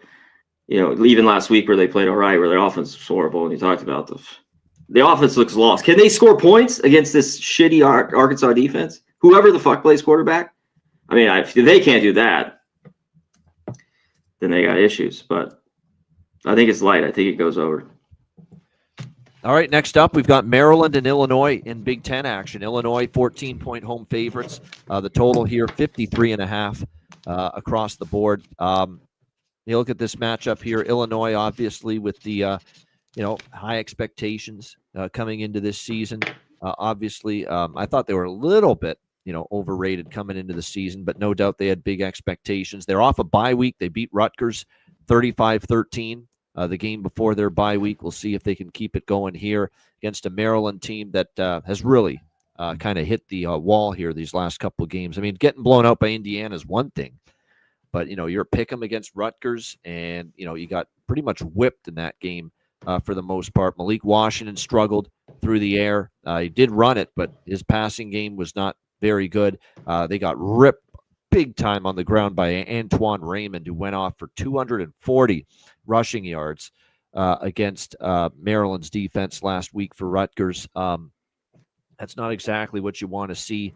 One thing about Illinois is, their defense at times has given up some points. We saw it against Washington. We saw it against Ohio State, Purdue, USC, Indiana. They all put up points against Illinois. Can Maryland do that?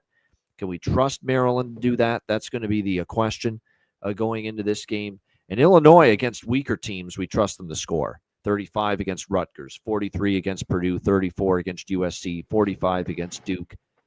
They could probably put up points here. So I kind of think Illinois off the bye week scores a lot of points, but I think I might isolate their team total than trust Maryland to. What is it? 33.5 with team total for Illinois. I think I could get there with that. Yeah, Maryland's just kind of falling off. That's a bad defense. Again, what else? It is a bad defense. Honestly, yeah. He never has a good defense. That's true. They hung, though, in those early games a little bit. But they had good turnovers in those games, especially early on, like in the first half before they folded like a cheap suit. But, off the bye, it seems like Illinois probably gets 35 in this spot. Yeah, it's just a lean for me here. I don't know if I get involved. What's the weather like? A little wind action. You on mute? Not that bad, actually. It's light 15? moderate, but not heavy. So it'll be a minimal impact, I think, on the passing games. All right, Michigan Northwestern. Michigan 11.5-point road favorites, 41 the total in this game. Michigan is off a bye week, but they've been just bad as double-digit favorites, especially in Big Ten play. Like 3 times they've been double-digit favorites. They're 0-3 against the spread. They didn't cover against Wisconsin at home, and Wisconsin's pretty bad. Michigan State, they didn't cover on the road. And at Purdue at home last game, 21-point favorites. They won by 5. Had to hang on to win that game. So, yeah, I can't lay it. Can't lay this many with Michigan. They are off a bye. That's the one hesitation. I kind of want to come back to Northwestern. I know they didn't cover against USC, but they were in that game. They just couldn't get stops. You got to give Jade Mayava and the USC offense credit. Northwestern couldn't really slow them down. That touchdown was a backbreaker. The one with the pick, yeah. Come on. They put the punter in there to throw the football. You're right. Lincoln Riley, I should say, up to his old tricks there, and took Northwestern totally by surprise. And it almost looked like that was kind of a haymaker they didn't recover from. Well, no, but the pick in the goal line where he fumbles it would have been 21-21 at half, right? Fumbled it back, Northwestern. USC got it that back. Was it. That was a big swing. That was the swing. Put it this way, it's Northwestern or pass for me. My only hesitation is Michigan's got the bye week. But I'm not laying it with Michigan. They're 0-3 against the spread as a double-digit Big Ten favorite. Can't do it. Won't do it. C-Mac, what do you think? Totally agree. This seems like an ugly, under-type game. Yeah. Just horrible. It's tough. It's Wrigley Field, by the way. It's Wrigley Field. So, yeah. Field. Yeah. It should be cold and windy there, I'm sure. So I like these defenses for the most part. I still watching Stone makes me sick. Some of these quarterbacks are what we watch, but then I'm like, God damn, you got money on these guys and they fucking suck. And it's tough to watch. I get it. Yeah, I do. So yeah, I like Northwestern here. I don't know. This is a wait for me. Wait. Lean under. All right, next up, we've got TCU, BYU. BYU, 5.5-point home favorites, 52.5 the total in this game. All right. Well, I don't know.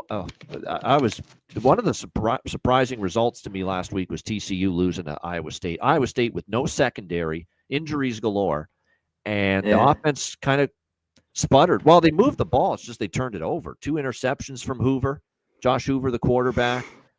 They were able to move it 432 total yards compared to just 272 yards for Iowa State.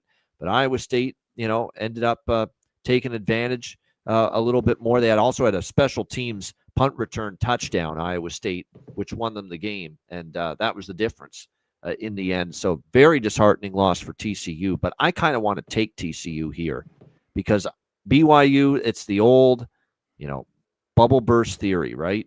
You're undefeated, everything's rolling, and now you have that first loss, and you don't just lose a close one, you lose in blowout fashion against Texas Tech 29-7. Maybe that's not always easy to. And I remember BYU last year, they were rolling along, and then they suffered that first loss, and they were never quite the same after that. I remember it. Yeah, they lost to Kansas 17-13, and then they lost the very next week at Arizona State 28-23. So there was a hangover for BYU last year after losing that late season game. And I could see that being the case here. Now, I know it's Provo, BYU home game late on a Saturday night. That's often been a good spot for them over the years, but I don't think it's going to be as good a spot here. I think TCU, for me, plus the points, I'm going to be on them here. C-Mac, what do you think? TCU, BYU?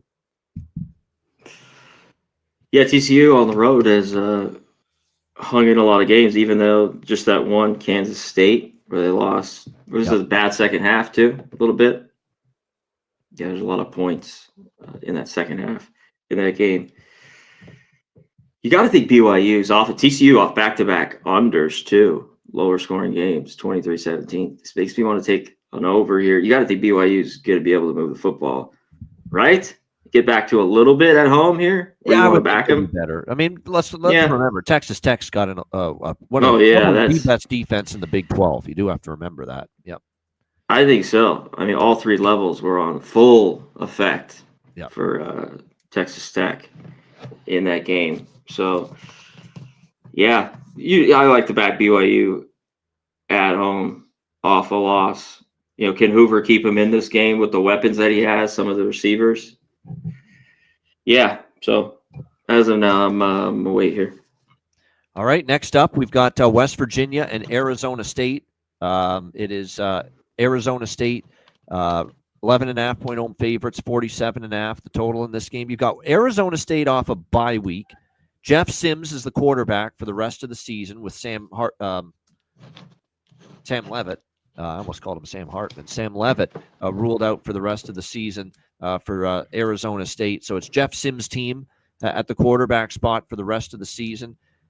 He's a veteran. He's been around forever. I don't always trust him. I will say this, though.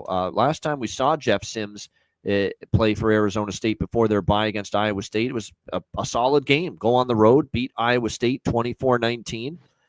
He ran for 228. He ran all over Iowa State's defense in that game. Can he have that same success here against West Virginia? And when you look at the West Virginia defensive numbers, they're not terrible against the run, but not great either. So we'll see if he can have that success running the ball, because this is definitely going to become more of a run-heavy offense now, Arizona State, with Jeff Sims at quarterback. It is Arizona State off a bye week. Extra time to prepare for Kenny Dillingham. That's a positive. But West Virginia enters this game with some real momentum. They almost beat TCU and lost by 6. They won outright as double-digit road dogs at Houston. They not dismantled, but they won and covered against Colorado last week. They've covered 3 straight, 4 of their last 5. Could this be too many points here with West Virginia? Yes. Scotty Fox has given them at least a little bit of a boost in the passing game at quarterback and been a jolt for the offense and a positive, since Scotty Fox has taken over that spot for West Virginia. Let me see Arizona State off the top of my head as bigger favorites this year. It's been hit or miss.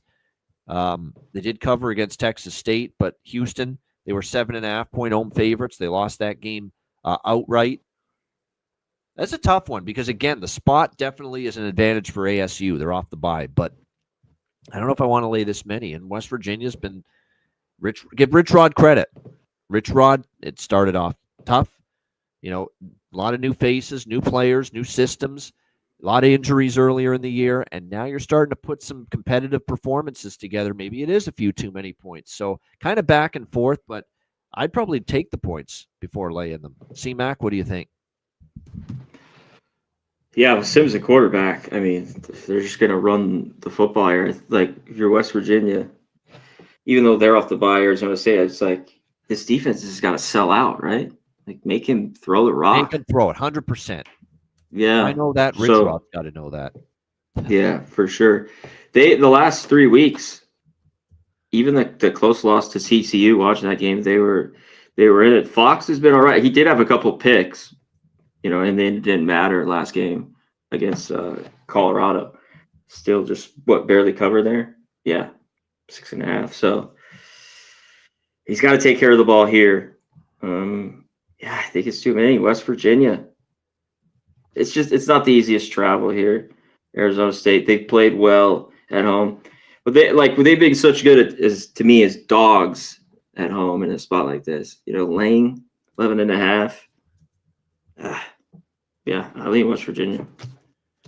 All right, next up, we go to the Big Ten again. Iowa, USC. USC 6.5-point home favorites, 49.5 the total here in this one. The only thing that I'm worried about is Iowa hangover after the Oregon game. That was rain the whole game, very physical game. You gut it out. You think you maybe have them beat with the Gronowski touchdown run with 1:51 left, and then Oregon goes down the field and ends up kicking the game-winning field goal with 3 seconds left to snatch the victory away from Iowa. Can they rally the troops, go out to the West Coast to LA, the Coliseum, and have another strong effort here? That remains the question. The USC defense continues to have some semblance of issues, though. We have to remember that. You look at the way they played, they've given up some plays and yards. They've given up 4.3 yards per carry, which is 81st in the country.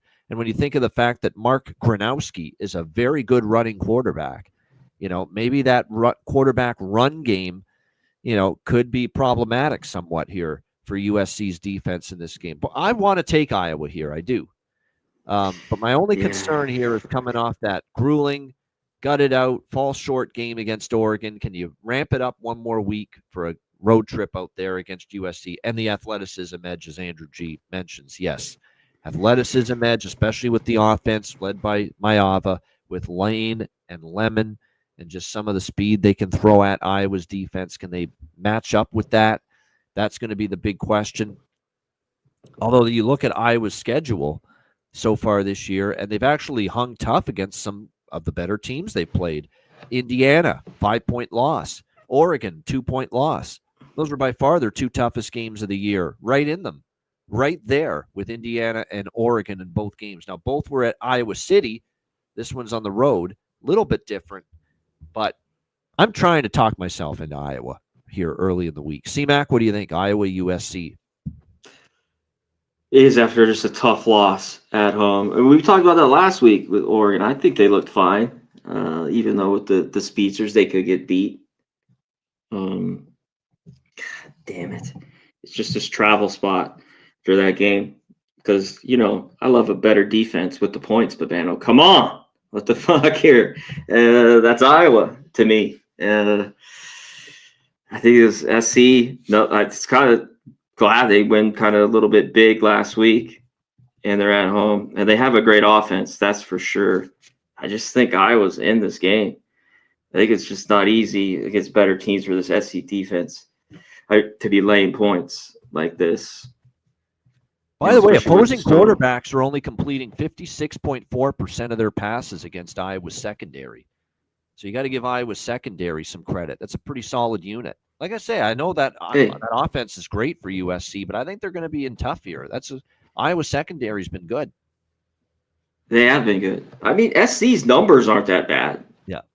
For much as we get on the defense a little bit, and I think they've looked better the last couple of weeks. Now it's Nebraska and at home against Northwestern. So, I mean, they had that good win at home against Michigan, 31-13. That's another thing, too. This schedule stinks here for USC. Look at the wins. Northwestern, Nebraska, Michigan's overrated, in my opinion. Like Michigan State, Purdue. Like, where's the really good win here for USC? What is their best win? Michigan? Michigan, for sure, so. at home. Yeah. I like they're Iowa. off of, they go on a bye. Shits about the travel spot. I think parents can rally the troops for another big game here. Another chance to play spoiler. God, they've been pretty consistent for me as dogs. And SC has the bye, and then they play at Oregon. Yeah. Coming up. Yeah. USC's got Oregon next. Yeah. I'm talking myself into Iowa as we speak. Yeah. I like their defense. That's for sure to keep them in this game. And their offense, I think, can score enough. To see these games versus Oregon, I know both those games were at home. Or was that one at Indiana? Double check. Was that at Indiana? And Oregon games for Iowa. They were at home. In Iowa. Both at home. Yeah. Yeah, they were both at home. Damn. Yeah. I'm leaning that way. But. All right, Purdue and Washington. We've got Washington 17-point home favorites, 54.5 the total in this game. There's expected to be rain here in Washington on Saturday in Seattle, so just make sure you're aware of that. 90%. Wow. So pretty good chance we see rain. We'll have to see what happens here as far as both of these teams here. It looks like Coleman, the running back, is banged up here a little bit for Washington. Barry Odom's team, I usually like taking points with him in this range, but it's long travel. They're 0-4 straight up on the road this year, although they did cover at Michigan the last time we saw them. Keep that in mind. Washington off a loss to Wisconsin, looking to bounce back. We'll see if they're able to. Washington is this kind of a favorite. They've been double-digit favorites. Washington State they covered and Cal Davis, but they're one time as a double-digit favorite in the Big Ten. They lost to Wisconsin last week. I'd probably lean slightly Purdue, but not anxious to bet Purdue with the travel spot and the weather being what it's going to be. C-Mac, what do you think? I know Odom. I want to take points. I think this is a shithole spot. Like this is not good for them. I think you take Washington, lay it here, or look at their team total. They've been really good in these spots at home, whether, Illinois, 42-25, 38-19 against Rutgers. I think it could be similar. One thing with Purdue, a little bit, even though they have covered, they turn the ball over like crazy. It makes me sick to watch this football team at times. But going forward, I think they're a bet to take. I just don't like it here. Seattle, the rain, it just seems like a shitty spot. So I think it's Washington or nothing. New Mexico State, Tennessee. Tennessee, 39.5-point home favorite, 61.5 the total here in this game. This is one of those weird games. We get these from the SEC teams late in the season where they're playing a game against a non-conference opponent late in the year. And this is the situation here with Tennessee in this one taking on New Mexico State. We'll see how it plays out. But the first thing that I think of here is that Tennessee is probably going to be able to put up a big number here against New Mexico State. I know New Mexico State's defense has played well at times, but you can't compare Kennesaw and Liberty and Missouri State to Tennessee's offense. And let's not forget, we've also seen New Mexico State give up 30 to Liberty, 35 to Western Kentucky, 38 to New Mexico, 49 to Louisiana Tech. Tennessee clears all of those teams on the offensive side of the football, and I think they'll put up a big number. New Mexico State's offense, though, it's slowly gotten better later in the year with Fife. Fife is always prone to some interceptions as well, Logan Fife, but it's a big number. And this Tennessee defense, now, this is obviously a weaker Conference USA opponent, but the Tennessee defense, this reminds me of the UAB game. If you remember, Tennessee played UAB back in September. It was a non-conference game. They got into the 50s, but they still gave up 24 points in that game. That could happen here. They're secondary. For me. That's what I'm getting at. That's the bet. Right. Over for me, 61.5. I think it flies over. I think something like 48-20, 48-21 for, or even 48-14 for Tennessee. If you want to keep New Mexico to less, like Tennessee's going to get into the 40s here, and you'll I think get enough from New Mexico State to get over that total. CMAC, what do you think? Yeah, like even, who they play, East Tennessee State or whatever, they scored 17. It was 72, 17.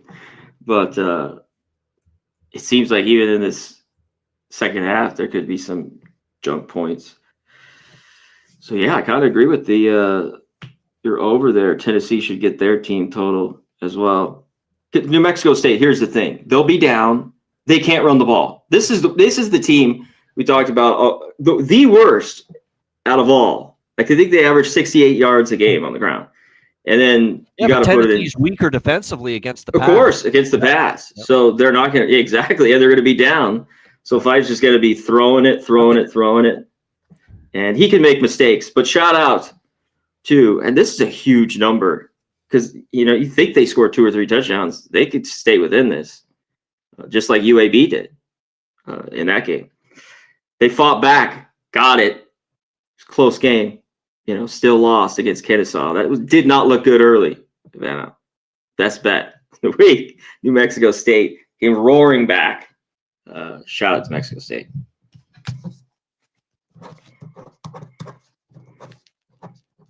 You on mute? Yeah, and not the biggest look ahead for Tennessee because they have Florida next week, and Florida's kind of tailed off. So, like I said, I think we'll see points. I know New Mexico State plays slow, but Tennessee makes up for that, one of the fastest-paced teams going. So, like I said, I think we'll see plenty of points there in that matchup. All right, our last game for this edition of college football hitting the books. We've got San Diego State and Boise State. San Diego State, 2.5-point home favorites, 41.5 the total in this game. Wow, San Diego State favored here. Now, I know it's in San Diego. They've played, obviously, very good football at home, 4-0 this year on their home field. But they are coming off a blowout loss to Hawaii, 38-6. Look, that was just a perfect storm. Alejado and the Hawaii Warriors have been good at home lately. San Diego State was probably due for a stinker, and boy, did they stink, especially on offense. Man, Jaden Denegal, horrific. 10 for 27, Yeah. 132 passing yards. Defense too, though. Yep. That hasn't been pretty dominant against bad teams. They got gashed. You got to give Hawaii credit. Like I said, they've been good at home, and San Diego State took advantage of them and ended up. And Hawaii took advantage of that and ended up beating San Diego State soundly, almost 400 total yards of offense for Hawaii in that game. So a big bounce back spot here for San Diego State, and they've been good at home. But you also have to remember that the Cal win, I guess, was pretty good, but Stony Brook, Colorado State, Wyoming were the other home wins. So not exactly the best of competition. Yeah. Boise, I almost can't believe what I saw out of Boise before their bye week. 30-7, getting not just beaten but smoked At home by a backup quarterback too, Carson Conklin, because they benched Warner. Yeah. Quarterback for Fresno State. Conklin, long overdue, by the way. Thank you. It is long overdue, and he actually played okay for them in that game. I do want to mention, though, big reason for the loss was Madsen got hurt, and Max Cutforth had to take over at quarterback. He was so bad. And he was not good. 14 of 29, 106 yards, 1 touchdown, 2 interceptions. This is a really tricky game because I don't think at the moment Maddox Madsen's going to play. So it could be Max Cutforth again. San Diego State's been good at home, but they haven't beaten anybody at home. Boise, though, as a backup quarterback, but you got a good coach in Spencer Danielson, and you're off a loss and a bye week and extra time to prepare for the team that's been the class of the Mountain West for a decade or more, getting points. I got to admit, I lean Boise at this number. I do. Off the bye, hopefully Cutforth can take steps forward and play better. I don't know if I bet the game. I'm just saying my first thought here is lean Boise State off a bye week and a blowout loss. I like them in that kind of situation. C-Mac, what do you think? Well, that is good for them. But if they do it, it's got to be their defense. It's kind of got to shut down the San Diego State team. That was the biggest thing, that this just that schedule and who they played. Like, the wins are good. The defense has been very good. But it's like fucking nobody. Colorado State, Wyoming, yada, yada, yada. I can't Cutforth. I just haven't seen enough. Like, I think people are going to see Boise State and want the 3. I don't know if I can do it. What I saw from him was not good. 14 of 29, 106, touchdown and 2 picks. They just couldn't get anything going. And for Fresno State to move the ball on them at home, this wasn't on the road. They were at home. Was a little bit shocking. You got to think they play better, but it's showing in this total. It's low as all hell, because you got to think San Diego State plays a lot better defense, where they've been great here at home. So, yeah, just I'm off as of now. All right, there we go. Should be good though. Good game. Very, very fascinating. Huge for San Diego State. So many moving parts. Huge to that game. Yeah. Yes, they win. They're like locked almost in. Yeah. They win that game against Boise. They are 4. They're both 4-1. They're tied for first. There's a first place showdown in the Mountain West. 4-1, both of them atop the Mountain West Conference. And Hawaii's not out of it either at 4-2 in the Mountain West. What a season for Timmy Chang and his crew! Wow, outstanding. It's great to see that. Hawaii, I always want to see that program do well. It's almost like they're isolated from the rest of the continent, out on their own little island there, and nice to see them doing well. Yeah. You got to love to bet on that island, though, right? Yeah, that's right. That's where you take it. On the island. Stuff.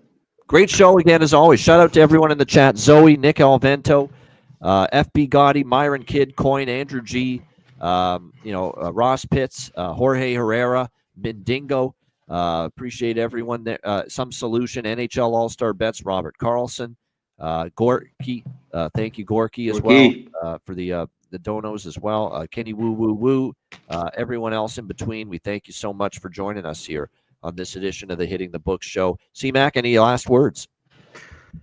Nothing. Just hit the like button all the way out, and let's stay rolling. College football has been pretty good. After like the first 3 weeks, they were horrible for me, but just kind of like this. It's just been good every week. And I think it's the work that we put in here, as the year goes on. And everything, and we have all the shit now too, every stat in the book and everything else. So we should roll. But that's it. Let's get out of Become here. a member. I know you're a busy man. Become a member if you can. Fridays we go over all the small games. We touch on NFL, everything that's going on. That's my favorite every week, guys. I love those games. I don't know about you. I love those fucking games. Yeah, the group of 5 games. Yeah. We always have some group of 5 games on the group of 5 action, no doubt. So Wednesdays and Fridays are our members only hitting the books shows for members only. So get on board, become a member of the channel. We appreciate it very much to join us on Wednesdays and Fridays at 5 p.m. Eastern, 2 p.m. Pacific. For everybody, free for all, we will have a college basketball hitting the books tomorrow on Tuesday at 5 p.m. Eastern, 2 p.m. Pacific to break down the college basketball card. So we got that tomorrow. That's free for everybody. And then we're back Wednesday and Friday with our members only hitting the books shows Wednesday, Friday, 5 p.m. Eastern, 2 p.m. Pacific. That's a wrap. Hit the like button on the way out. For Connor Mack, I'm Ian Cameron.